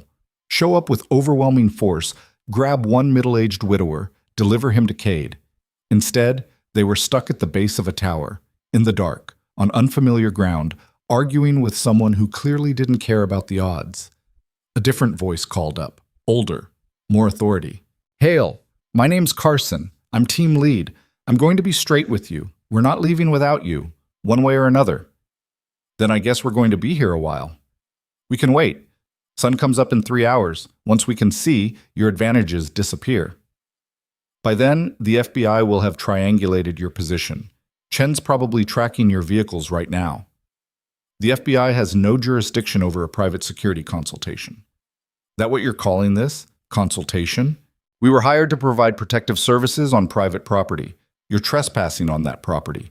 Everything we're doing is legal." Caleb checked his phone. No signal this high up, which meant they couldn't call for backup either. Double-edged sword. "Legal," he repeated. "Right.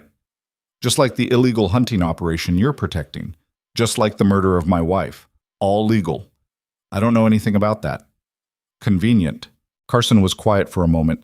When he spoke again, his tone had shifted, less aggressive, almost tired. "Look, I get it. You loved your wife. She died. You want someone to blame. But Mr. Kade is a legitimate businessman. Whatever you think he's done, you're wrong." "Am I? Then why are you here with 12 armed men in the middle of the night? Because you made threats against a prominent citizen, claimed to have evidence of crimes that don't exist, sent messages designed to provoke a response. Mission accomplished. This is your last chance. Come down. Talk to Kade. If you really have evidence, present it through proper channels." "Tried that. Someone shot up the proper channels this afternoon." "That wasn't us." "Sure it wasn't." More radio chatter. Caleb could hear the team leads conferring. They were running out of patience. He needed to move this to the next phase. "Tell you what," Caleb called down. "I'll make you a deal. You all go back to your trucks and drive away, and I'll forget I saw your faces." Carson laughed. "That's not how this works." "No? Then here's how it works. I've got your license plates photographed, your vehicle descriptions documented, GPS coordinates logged, all of it uploaded to a secure server that automatically sends everything to the FBI if I don't check in every 6 hours. Silence. "You kill me up here. You're all going down for it. Every single one of you. Is Kade's money worth a life sentence?" One of the other voices chimed in, younger, uncertain. "He's bluffing." "Am I?" "Check your phones. See if you've got signal up here." Pause. Then muttered curses as they realized the problem. "No signal means I couldn't have uploaded anything," Carson said. "No signal now. But I had 3 hours between sending that message and you arriving. Plenty of time to document everything and set it up." More conferring. The younger voice sounded agitated now. Carson spoke up again. "Even if that's true, and I'm not saying it is, you're still trapped. We control all the access roads.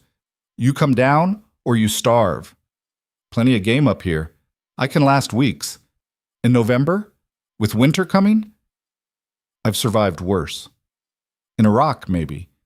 This isn't a war zone, isn't it? The question hung in the cold air. Caleb could see dawn starting to lighten the eastern sky. The window for darkness was closing. Once full daylight hit, the equation changed. Time to shift tactics. Carson, he called down, I'm guessing you're former military. Marines probably, based on how you're running this op. Pause. Army. Ranger Battalion. Then you know what happens when you take casualties on a mission that shouldn't exist. When the brass starts asking questions about why American soldiers died protecting some rich guy's criminal enterprise. This isn't a military operation. No, it's worse.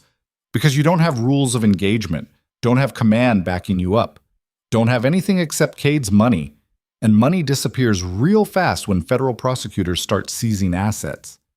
You talk a lot for someone who's cornered. I'm not cornered. I'm exactly where I want to be.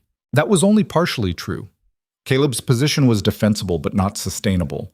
He had maybe 2 days of water, less food, and while he could theoretically hunt and forage, doing so would expose him.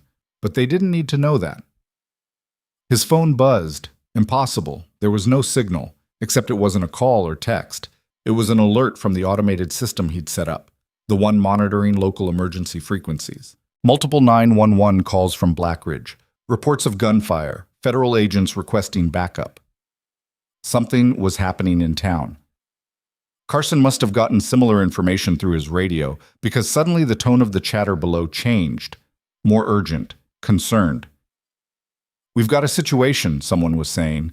FBI just raided the lodge. They're pulling out files, computers, everything. Caleb's heart rate kicked up. Chen had moved. While Kade's people were up here chasing him, the FBI had hit his base of operations. Carson's voice cut through the radio noise. All teams, pull back to vehicles. New priority, protect the primary location. What about Hale?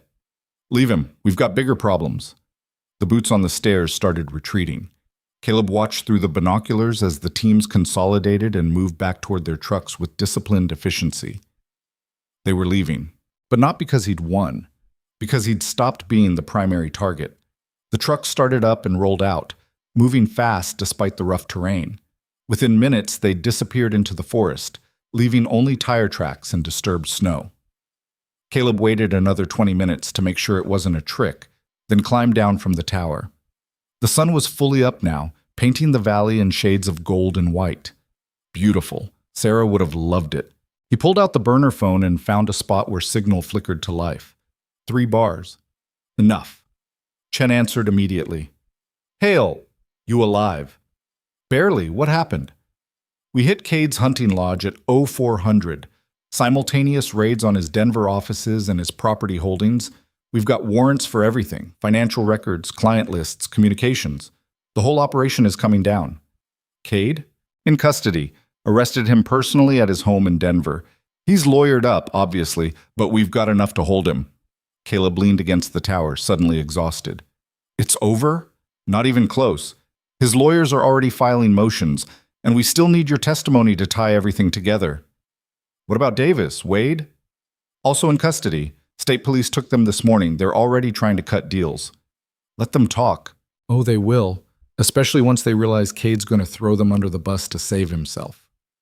Chen paused. You did good, Hale. The message you sent about finding new evidence, it spooked Kade into making moves, moving money, calling people, making mistakes. We were able to track all of it. I didn't actually find new evidence. That was a bluff. I know, but it worked. Caleb looked out of the mountains, thinking about the past 3 days. The escalation, the violence, the near-death experiences. How long until this goes to trial? Months? Maybe a year? White-collar cases move slow, but we'll keep him locked up. No bail for murder charges. You charged him with Sarah's death? Among other things. We've got enough from Carver's confession and Wade's vehicle records to make a case. Won't be easy, but it's there. Caleb closed his eyes. She'd be glad it's finally happening. I think she'd be glad you survived. She left specific instructions, in her notes. Said if anything happened to her, we should make sure you didn't do anything stupid trying to avenge her. Little late for that. Chen laughed softly. Yeah, a little late. But you're still breathing, so I'd call it a win. What happens now? Now you come in. Give your statement. Turn over everything you've collected, and then you try to figure out what normal looks like. Normal. The word felt foreign. I don't know if I remember how. None of us do, but we figure it out anyway. They made arrangements for extraction. Chen would send a team to pick him up from the tower in 2 hours. Give him time to secure Sarah's emergency supplies and make sure nothing got left behind. After hanging up, Caleb sat on the tower's steps and watched the sun climb higher. The valley was waking up. Birds calling, wind moving through the pines, the world continuing on like nothing had changed. But everything had changed.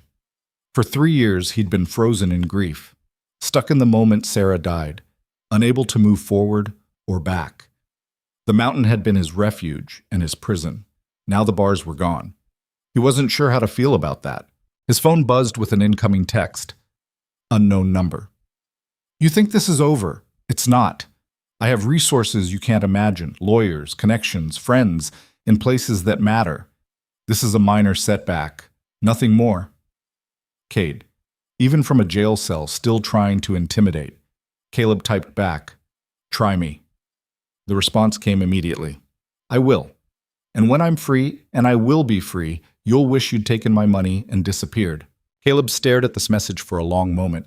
Then he forwarded it to Chen with a note. "He's threatening a federal witness. Might want to add that to the charges." Another text came through, different number. This one from Lena Cross. "Saw the news. You okay?" "Alive." "Good. Because I'm testifying. Chen says my documentation might be key evidence. Figured you should know." "Thank you." "Don't thank me. Just buy me a beer when this is over. You owe me that much for making me move to Denver on zero notice." Caleb smiled despite everything. "Deal." The FBI team arrived exactly on schedule.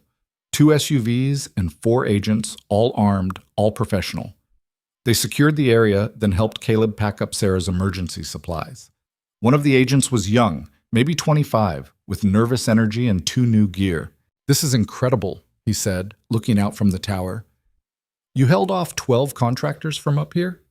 "Mostly just talked at them." "Still, takes guts." Caleb shrugged. "Takes motivation." The young agent's expression turned serious. "I read about your wife. What happened to her? I'm sorry." "Yeah, me too." They drove back to Blackridge in convoy, taking the main roads this time. The town looked different in daylight, smaller somehow, less threatening. Just another mountain community trying to survive. The sheriff's station had FBI vehicles parked all over it now. Agents were carrying out boxes of files. Crime scene tape blocked off the front entrance. They drove past without stopping.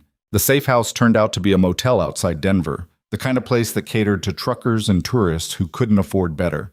Chen met them in the parking lot. "Room 12, we've got agents in the rooms on both sides. You need anything? Ask." "How long am I here?"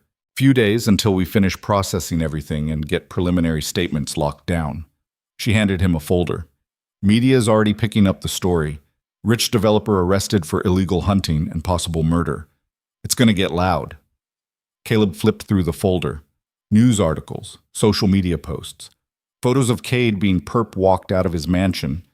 He looked smaller than I remember. They always do once the handcuffs go on. Inside room 12, the decor was exactly what he expected. 2 beds with floral bedspreads, TV bolted to the wall, bathroom with fixtures from the 80s, but it was warm and safe. And he was too tired to care about aesthetics. He collapsed onto the nearest bed and stared at the ceiling, feeling the adrenaline finally drain away. For 3 days, he'd been running on rage and coffee and the momentum of finally having a purpose. Now that it was over, or at least paused, the exhaustion hit like a physical weight. His phone rang. "Chen." "Turn on the TV, channel 9. He found the remote and clicked it on. Local news. A reporter standing outside Kade's hunting lodge.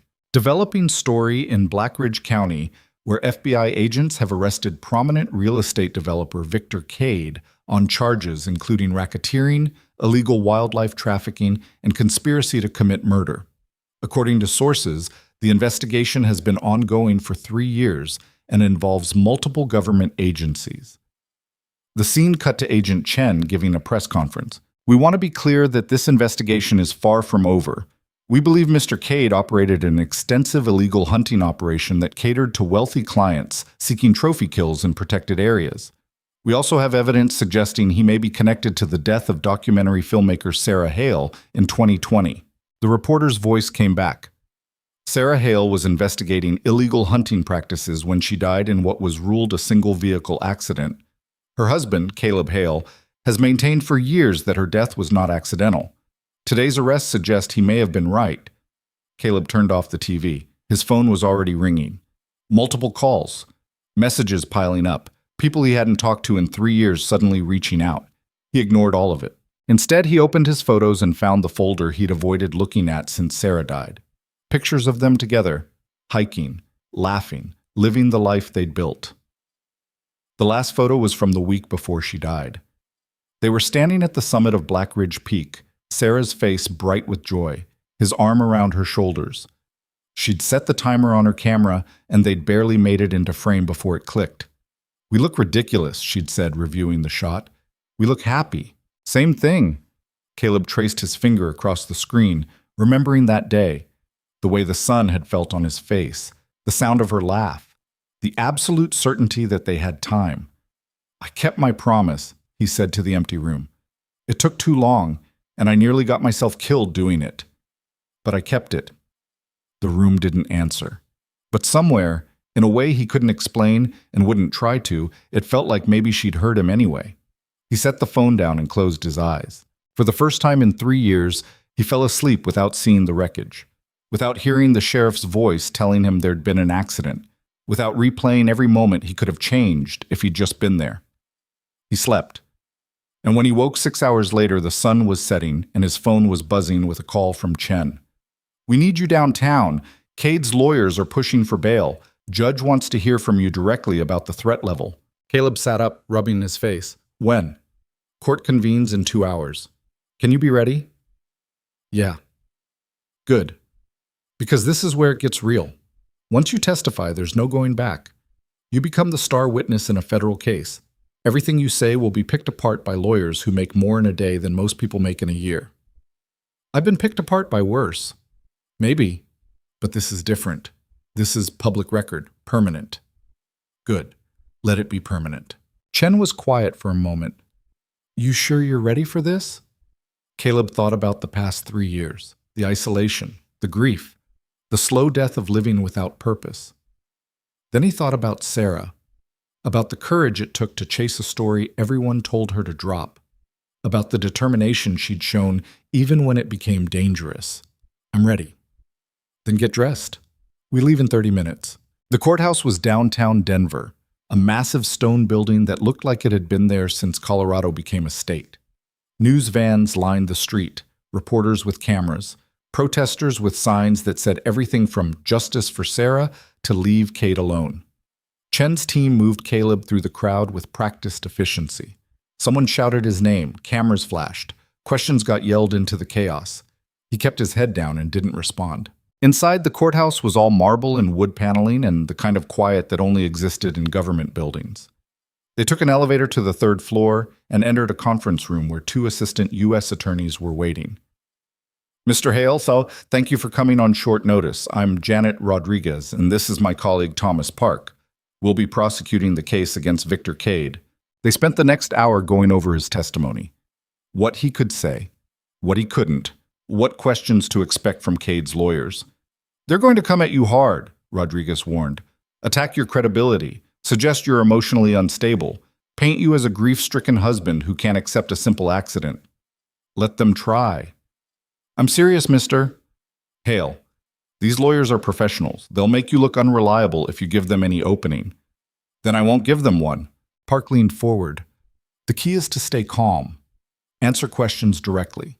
Don't elaborate unless asked. And whatever you do, don't let them provoke you into an emotional response." "I understand." "Do you? Because if you lose your temper on the stand, it undermines everything we've built." Caleb met his eyes. "I spent 3 years keeping my temper while the people who killed my wife walked free. I think I can handle a few lawyers." Rodriguez and Park exchanged glances. "All right," Rodriguez said finally. "Let's go over the timeline one more time. They rehearsed for another 30 minutes, then Chen appeared in the doorway. Judges ready, we're up. The courtroom was smaller than Caleb expected. Maybe 50 people in the gallery, most of them reporters or legal observers. At the defense table, Victor Kade sat flanked by 3 lawyers in suits that probably cost more than Caleb's truck. Kade looked different than he had in the Suburban. Smaller. Older. The expensive haircut and tailored suit couldn't hide the fact that he was just a man who'd gotten caught. Their eyes met across the courtroom. Kade smiled.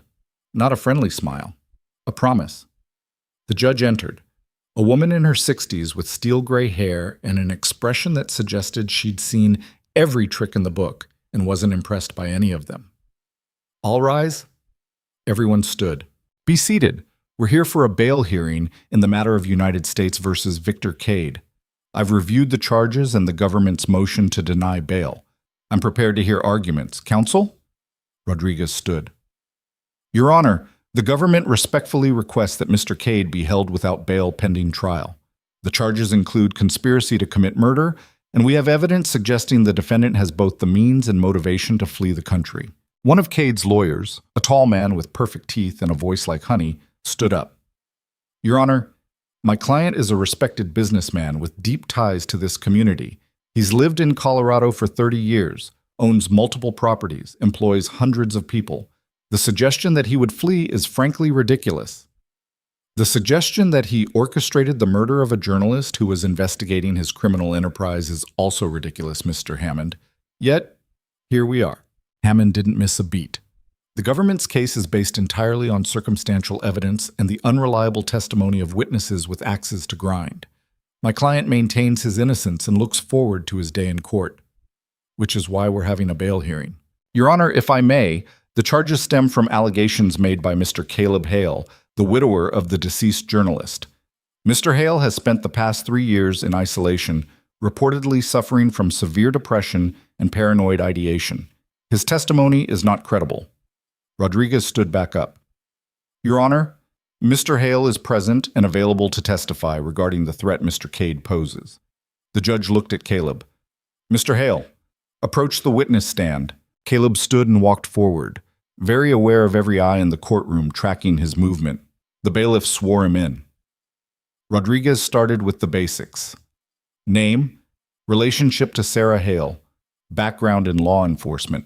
Then, Mr. Hale, have you had any direct contact with the defendant since your wife's death? Yes.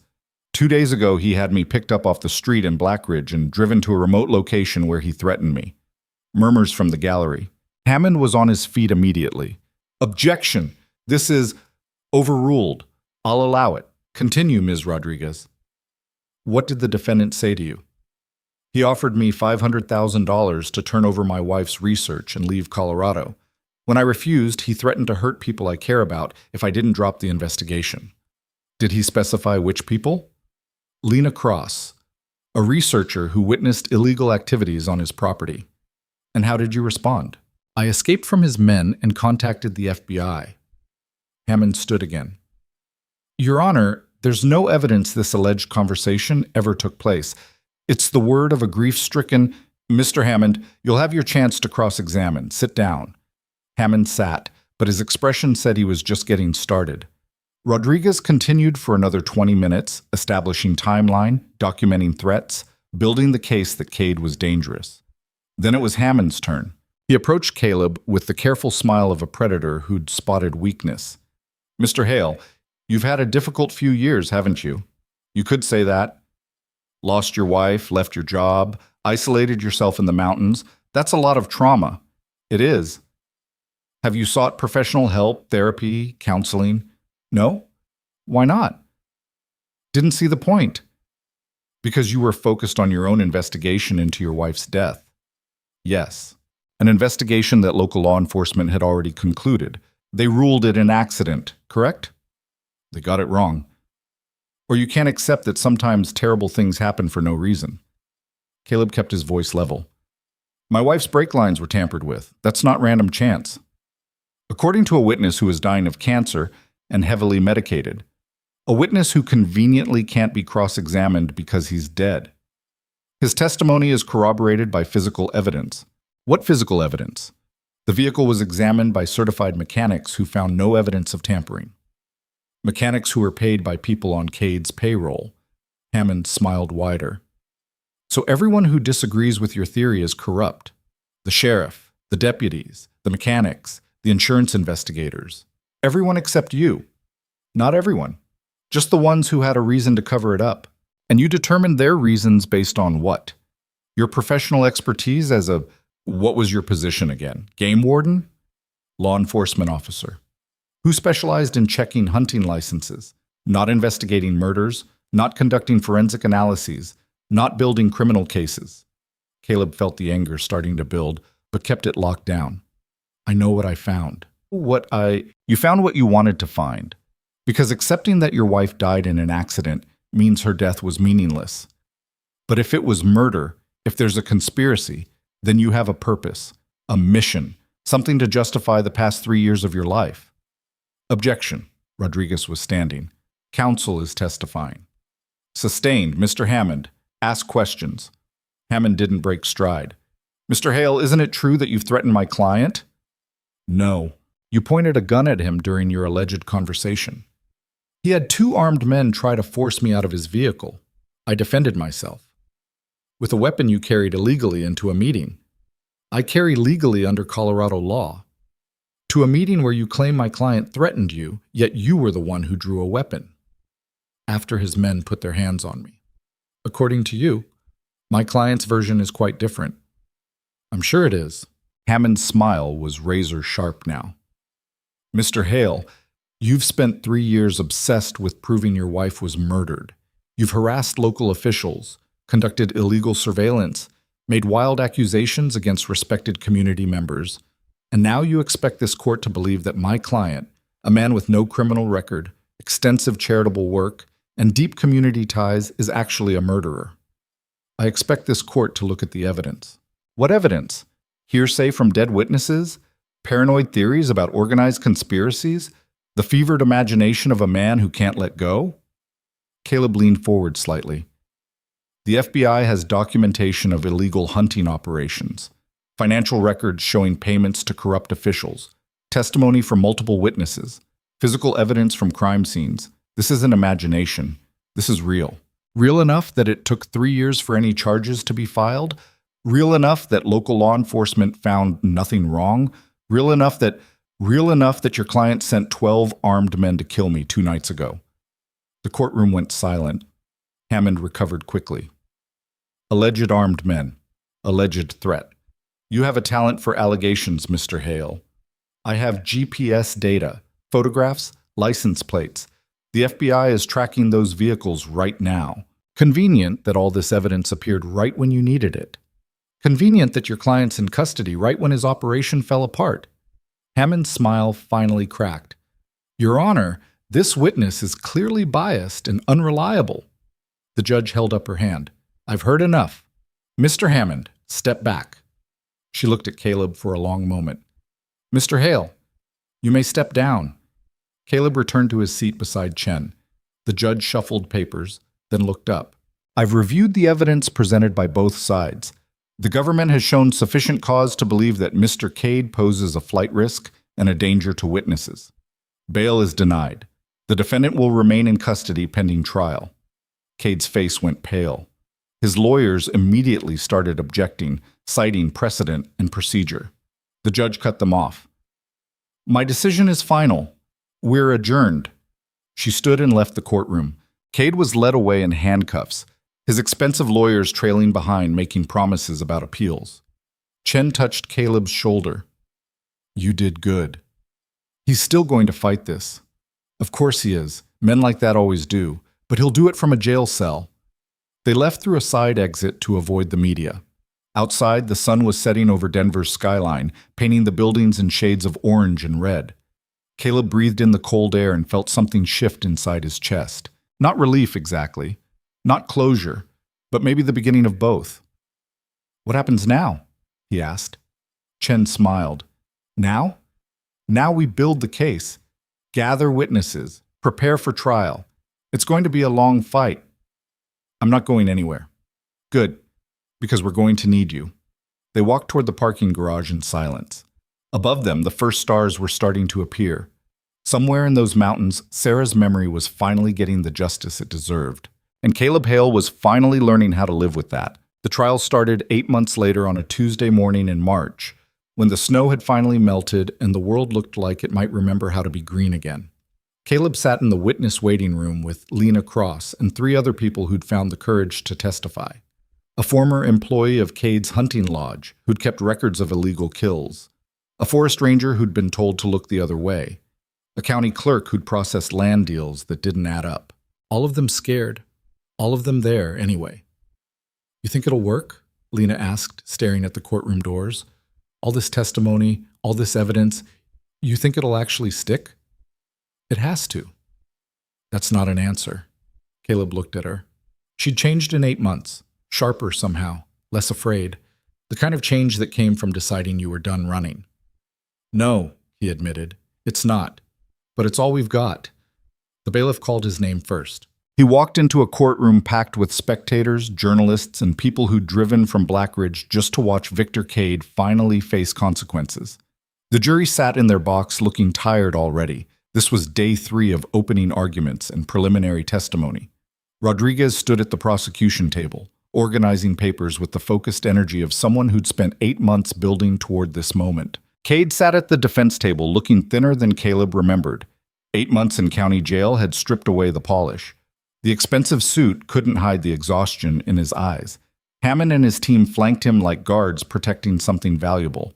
The judge, a different one this time, a man in his 70s named Carruthers, who'd seen 1,000 cases and believed in exactly none of them, gestured Caleb forward. The oath, the questions, the careful construction of timeline and motive. Rodriguez walked him through finding the tracks, following the trail, discovering the staging site.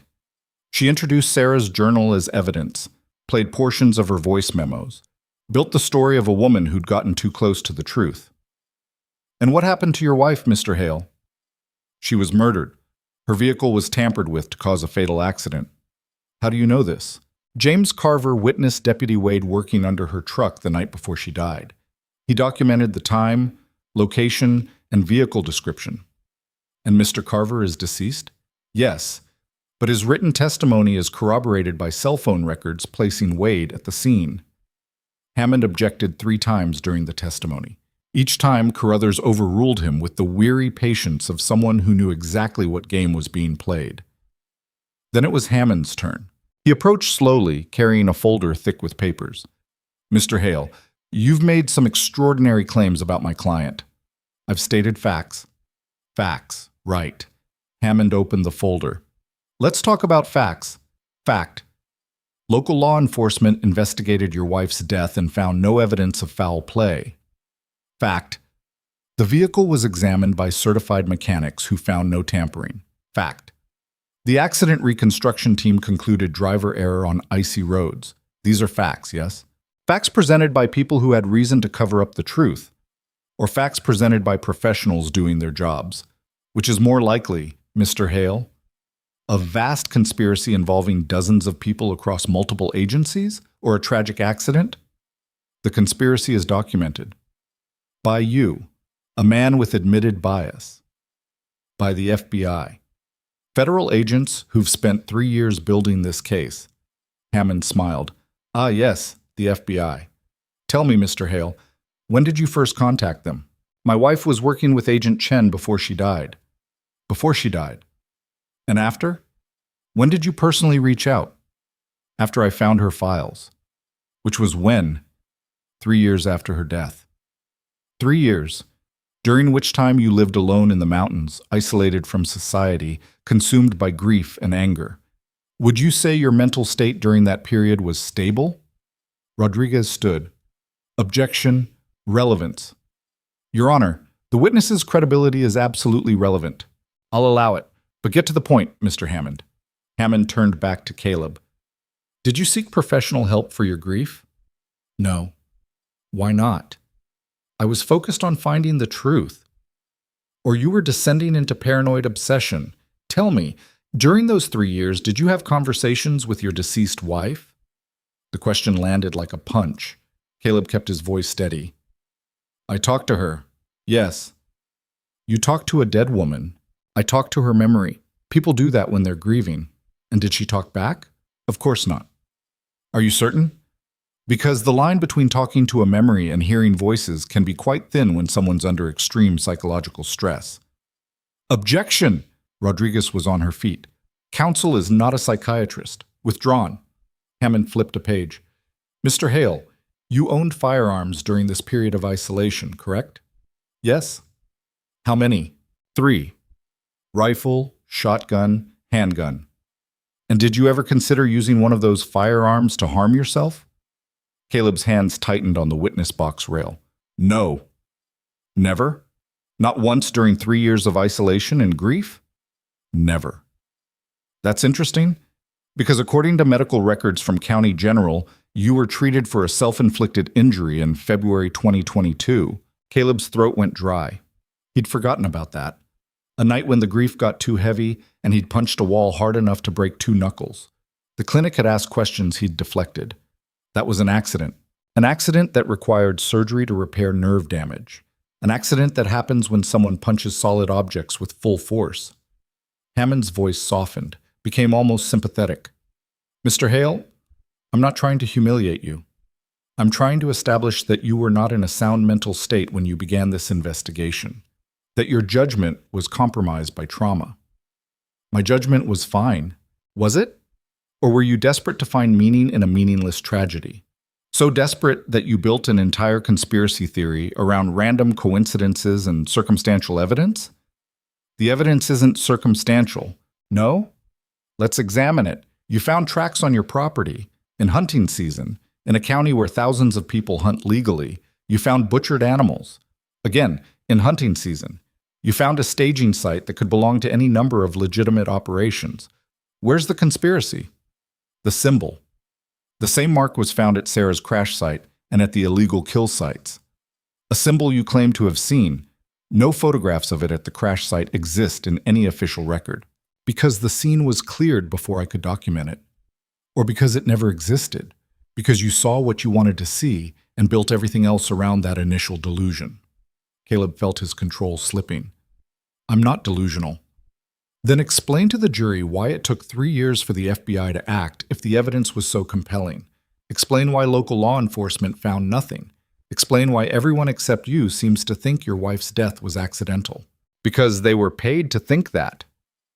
By my client, who you claim runs a vast criminal empire despite having no criminal record, no history of violence, and a reputation built over 30 years of legitimate business. Reputations can be bought. As contestimony, Mr. Hale, how much is the FBI paying you to testify? Nothing. Nothing? Not even witness protection? Relocation assistance? Compensation for your time? They offered. I refused. How noble, or how convenient. Because if you were being paid, it would undermine your credibility even further. Rodriguez was objecting again, but Caleb barely heard it. The courtroom felt too small, too hot. Hammond was doing exactly what he'd been warned about, picking apart every weakness, every doubt, every moment of human fragility. The judge called a recess. Caleb stumbled out of the witness box and into the hallway where Chen was waiting. That was rough, she said. He made me sound crazy. He made you sound human. There's a difference. Chen guided him toward the witness room. Juries understand grief. They understand trauma. What Hammond's trying to do is make them doubt the evidence by discrediting you. But we've got more than your testimony. Do we? Because it feels like we've got financial records, we've got Wade's confession, we've got the staging site, we've got Lena's documentation. We've got 12 other witnesses who place Kade at the center of this operation. Chen's voice was firm. One bad cross-examination doesn't destroy a case. You did fine. Caleb wasn't sure he believed her. The trial continued for 6 more weeks. Lena testified about the kill sites, her voice steady even when Hammond tried to shake her. The former lodge employee testified about client lists and illegal permits. The forest ranger testified about being told to falsify reports. And Deputy Marcus Wade, looking 20 years older than he had 8 months ago, testified about tampering with Sarah's vehicle under orders from Sheriff Davis, who'd been working for Kade for the past 5 years. He told me it was just a warning, Wade said, voice barely above a whisper. Scare her off the story. I didn't know they were planning to... Planning to what? Rodriguez asked. To make sure the brake failure happened on Highway 14, on that specific curve where she couldn't survive it. The courtroom went silent. Hammond objected, called it hearsay, demanded it be stricken from the record. Carruthers denied the motion. Sheriff Davis testified next, trying to save himself by throwing everyone else under the bus. Kade had corrupted him. Kade had ordered the hit. Kade had orchestrated everything. Kade's lawyers tore him apart on cross-examination, but the damage was done. The prosecution rested after 5 weeks. Kade's defense took 2 days. Character witnesses who swore he was a pillar of the community. Business partners who testified to his integrity. His lawyers built a case that he was being framed by corrupt local officials trying to save themselves. Then Kade himself took the stand. He wore a different suit this time. More humble. Less expensive. The lawyers had coached him well. I'm a businessman, he said, voice measured and calm. I run legitimate operations. If people were using my property for illegal activities, I had no knowledge of it. You're saying your employees acted without your knowledge? His lawyer asked. Unfortunately, yes. I trusted the wrong people. Sheriff Davis assured me he was keeping the county safe. I had no reason to doubt him. And Sarah Hale? I never met her, never spoke to her. Her death was tragic, but I had nothing to do with it. What about the allegations that you threatened her husband? Mr. Hale is grieving, I understand that. But I never threatened anyone. I offered to help him move past his loss. He interpreted that as something sinister. It was smooth, practiced, almost believable. Then Rodriguez stood for cross-examination. Mr. Kade, you claim you had no knowledge of illegal activities on your property. That's correct. Yet you own the land through shell companies specifically designed to obscure ownership. Why? Tax purposes, perfectly legal. And the hunting lodge client lists that include known poachers and convicted wildlife criminals? I don't personally vet every client. That's what staff is for. Staff you hired, staff you paid, staff who operated under your direction. Staff who apparently betrayed my trust. Rodriguez pulled out a document. This is an email from you to Sheriff Davis dated November 10th, 2020. You discuss handling the documentary problem and making sure certain stories don't get told. What did you mean by that? Kade's expression didn't change. I was referring to a separate matter, a land development issue. On the same date your wife was investigating your hunting operation? Coincidence. Interesting coincidence. Here's another email dated November 14th. You write, if she won't back off, we'll need to consider permanent solutions. What did you mean by permanent solutions? Legal action, cease and desist orders. Not murder? Absolutely not. Rodriguez introduced 20 more emails over the next hour, each one damning, each one explained away by Kade's lawyers as misunderstood or taken out of context. But the cumulative weight was crushing. The jury deliberated for 3 days.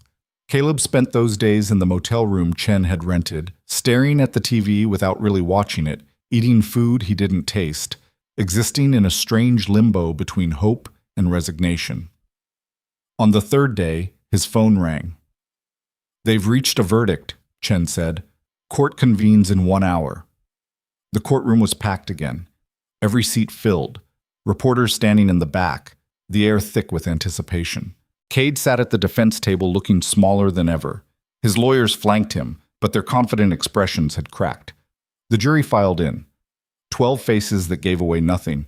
Judge Carruthers looked at the foreman. Has the jury reached a verdict? We have, Your Honor. On the charge of racketeering, how do you find? Guilty. On the charge of illegal wildlife trafficking? Guilty. On the charge of conspiracy to commit murder? The foreman paused. The silence stretched. Guilty. The courtroom erupted. Kade's face went white. His lawyers immediately started filing motions. The judge banged his gavel, calling for order. But Caleb barely heard any of it. He just sat there, letting the word wash over him. Guilty. 3 years of grief. 3 years of fighting. 3 years of people telling him he was wrong, he was crazy, he needed to let it go. And he'd been right. Chen grabbed his arm. We did it. Yeah, we did. Sentencing came 2 weeks later. Kade stood before the judge looking like he'd aged a decade. His lawyers made their arguments for leniency. First offense: pillar of the community, charitable work. Carruthers listened with the same weary patience he'd shown throughout the trial. Then he spoke. "Mr. Kade, you used your wealth and influence to corrupt law enforcement, endanger wildlife, and orchestrate the murder of a woman whose only crime was pursuing the truth. You showed no remorse, no accountability. Even now, you maintain your innocence despite overwhelming evidence. The law provides for maximum sentences in cases of this severity, and I intend to impose them." He sentenced Kade to 40 years on the conspiracy charge alone, added another 20 for racketeering, 10 for wildlife crimes. 70 years total. Kade would die in prison. Sheriff Davis got 25 years, Deputy Wade got 15 with possibility of parole. A dozen others in the network received sentences ranging from 5 to 30 years. The entire operation collapsed like a house built on sand. Caleb watched from the gallery as they led Kade away in handcuffs. For just a moment, their eyes met. Kade's expression held no defiance now, just the hollow understanding that this was how his story ended. Caleb felt nothing, no satisfaction, no triumph, just emptiness where the anger used to be. Outside the courthouse, reporters swarmed with questions. "How do you feel about the verdict? Are you satisfied with the sentence? What's next for you?" Chen ran interference while Caleb pushed through to the car, but one reporter managed to get close enough to ask the question that mattered. "Do you think Sarah would be proud?" Caleb stopped, turned, looked at the young woman holding the microphone with genuine curiosity in her eyes. "I think," he said slowly, "Sarah would be relieved it's finally over, and maybe a little sad it took this long." "Will you go back to Blackridge?" "Yeah, I will." "Why? After everything that happened there?" Caleb thought about the cabin, the mountain, the 3 years of isolation. "Because it's still my home, and maybe it's time I actually tried living there instead of just hiding." The reporter seemed satisfied with that. Caleb climbed into Chen's car and they drove away from the courthouse, away from the crowds, away from the cameras and questions and the weight of public scrutiny. "You really going back?" Chen asked. "Don't see why not. That town tried to bury you." "Some people in that town tried to bury me. Others tried to help. Lena, Father Weaver, even the clerk at the Gazette who gave me access to the archives. Can't blame the whole place for what a few corrupt officials did." Chen was quiet for a moment. "What will you do there?" "I don't know. Maybe nothing. Maybe something. Haven't thought that far ahead. You could work with us. The Bureau could use someone with your skills, someone who knows how to track, how to investigate, how to not give up when things get hard." "I appreciate that. But I think I'm done with law enforcement." "Then what?" Caleb looked out the window at Denver sliding past. Sarah wanted to start a wildlife sanctuary before she got into documentary work. Thought maybe I could do that. Use the land I've got. Make it into something that matters. "That's a good plan." "Maybe. We'll see." They drove in silence for a while. Then Chen said, "For what it's worth, I'm glad you didn't give up. When we first talked, I honestly thought you were just another grieving spouse chasing conspiracy theories. I was wrong." "You weren't entirely wrong. I was pretty close to the edge there for a while." "But you pulled back." "Had to. Sarah would have kicked my ass if I went off the deep end completely." Chen smiled. "She sounds like she was something special." She was. Caleb spent one more night in the Denver motel, then drove back to Blackridge the next morning. The town looked different in May sunshine. Flowers blooming in window boxes, kids playing in yards. Life continuing on like the past year's revelations had been an interruption rather than a revelation. Maybe that's all they were for most people. An interruption. A moment of scandal before everything went back to normal. But normal had changed. The hunting lodge was shuttered now, yellow police tape across the doors. Kade's other properties in the county had been seized by the federal government. The sheriff's office had been cleaned out. New sheriff, new deputies, none of them compromised. Main Street still had the same diner, the same feed store, the same hardware shop where the sniper had set up during the ambush. Caleb drove past all of it and headed up the mountain to his cabin. It looked exactly as he'd left it 8 months ago. Dust on every surface, mail piled by the door. the silence of a place that had been waiting.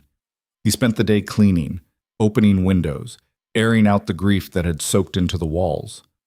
That evening, he hiked up to the old hunting blind where he'd found Sarah's evidence. The structure had finally collapsed under winter snow, just boards and canvas scattered across the ridge. He gathered what could be salvaged and burned the rest in a small fire as the sun set. "I kept my promise," he said to the empty forest. "Took longer than it should have. Made some mistakes along the way, but I kept it." The wind moved through the pines with a sound like breathing. "I'm not sure what I do now. The fight's over. The bad guys lost. You got justice, but I still don't know how to be the person I was before I lost you." Silence. Maybe I'm not supposed to be that person anymore. Maybe this is who I am now, someone who knows the world can be cruel and random and unfair, but also knows it's worth fighting for anyway. He watched the fire burn down to embers. "I'm going to build something here. Make this place into what you wanted, a sanctuary, somewhere the mountain can just be the mountain without people tearing it apart for profit." The last ember flickered and died. "I miss you, every day. But I'm learning to live with that. Learning that missing someone doesn't mean you can't move forward." He stood and scattered the ashes. Then he walked back down the mountain as stars began appearing overhead. The next morning, Caleb started making calls. Wildlife conservation organizations, environmental groups, legal experts who could help him navigate the process of turning his land into a protected sanctuary. It took 6 months of paperwork, meetings, and bureaucratic nonsense. But by November, 3 years to the day after Sarah's death, the Black Ridge Hollow Wildlife Sanctuary officially opened. 40 acres of protected land where hunting was forbidden, development was prohibited, and the mountain could exist on its own terms. Lena Cross came to the dedication ceremony. So did Agent Chen, Father Weaver. Even some people from town who'd never quite believed the official story about Sarah's accident but hadn't known what to do about it. Caleb gave a short speech about Sarah's vision and the importance of protecting wild places. Then he cut the ribbon and opened the trails. People walked through the forest Sarah had loved, seeing it through her eyes. Some of them stopped to read the plaques Caleb had installed at various points. Quotes from her documentary work about the value of wilderness. At the highest point of the sanctuary, overlooking the valley where everything had started, Caleb had placed a stone memorial. Sarah Hale, 1985 to 2020. She sought truth in a world of silence. She found it, and she made it matter. He stood there as the dedication wound down and people started heading back to their cars. Lena found him on the ridge. "You did good," she said. This is exactly what she would have wanted. "Yeah, I think so. What's next? You gonna run this place yourself?" "For now. Eventually I'll bring in proper rangers, ecologists, people who know what they're doing, but for now, it's just me and the mountain." "Sounds lonely." "Maybe. But it's a different kind of lonely than before. The kind where you're alone by choice instead of hiding." Lena nodded. "I'm heading back to school, finishing my thesis, using the documentation from this whole mess as part of my research." "Good. Someone should get something useful out of it." "Already did. This whole experience taught me something important." "What's that?" "That silence is a choice. And so is speaking up. I chose silence for too long and it nearly cost me everything, not making that mistake again." They stood together watching the sun track across the sky. "You know what Sarah would say if she could see you now?" Lena asked. "What?" "She'd say you look like you finally figured out how to breathe again." Caleb thought about that. Maybe she was right. The grief was still there. Probably always would be. But it had changed shape, become something he could carry instead of something that carried him. He'd learned that justice didn't erase loss, that punishment didn't bring back the dead, that all the courtroom victories in the world couldn't change the fundamental unfairness of losing someone you loved. But he'd also learned that silence was complicity, that looking away made you part of the problem, that sometimes the only way to honor someone's memory was to finish what they started, even when it cost you everything. The sanctuary wouldn't bring Sarah back, but it would protect the things she'd cared about, and maybe that was enough. As the sun set over Black Ridge Hollow, painting the mountains in shades of gold and crimson, Caleb Hale stood on the ridge and felt something he hadn't felt in 3 years. Peace. Not the absence of pain, not the erasure of memory, Just the quiet understanding that he'd kept his promise, that he'd taken the worst thing that ever happened to him and transformed it into something meaningful. The mountain breathed around him, alive and wild and free. And for the first time since Sarah died, Caleb breathed with it.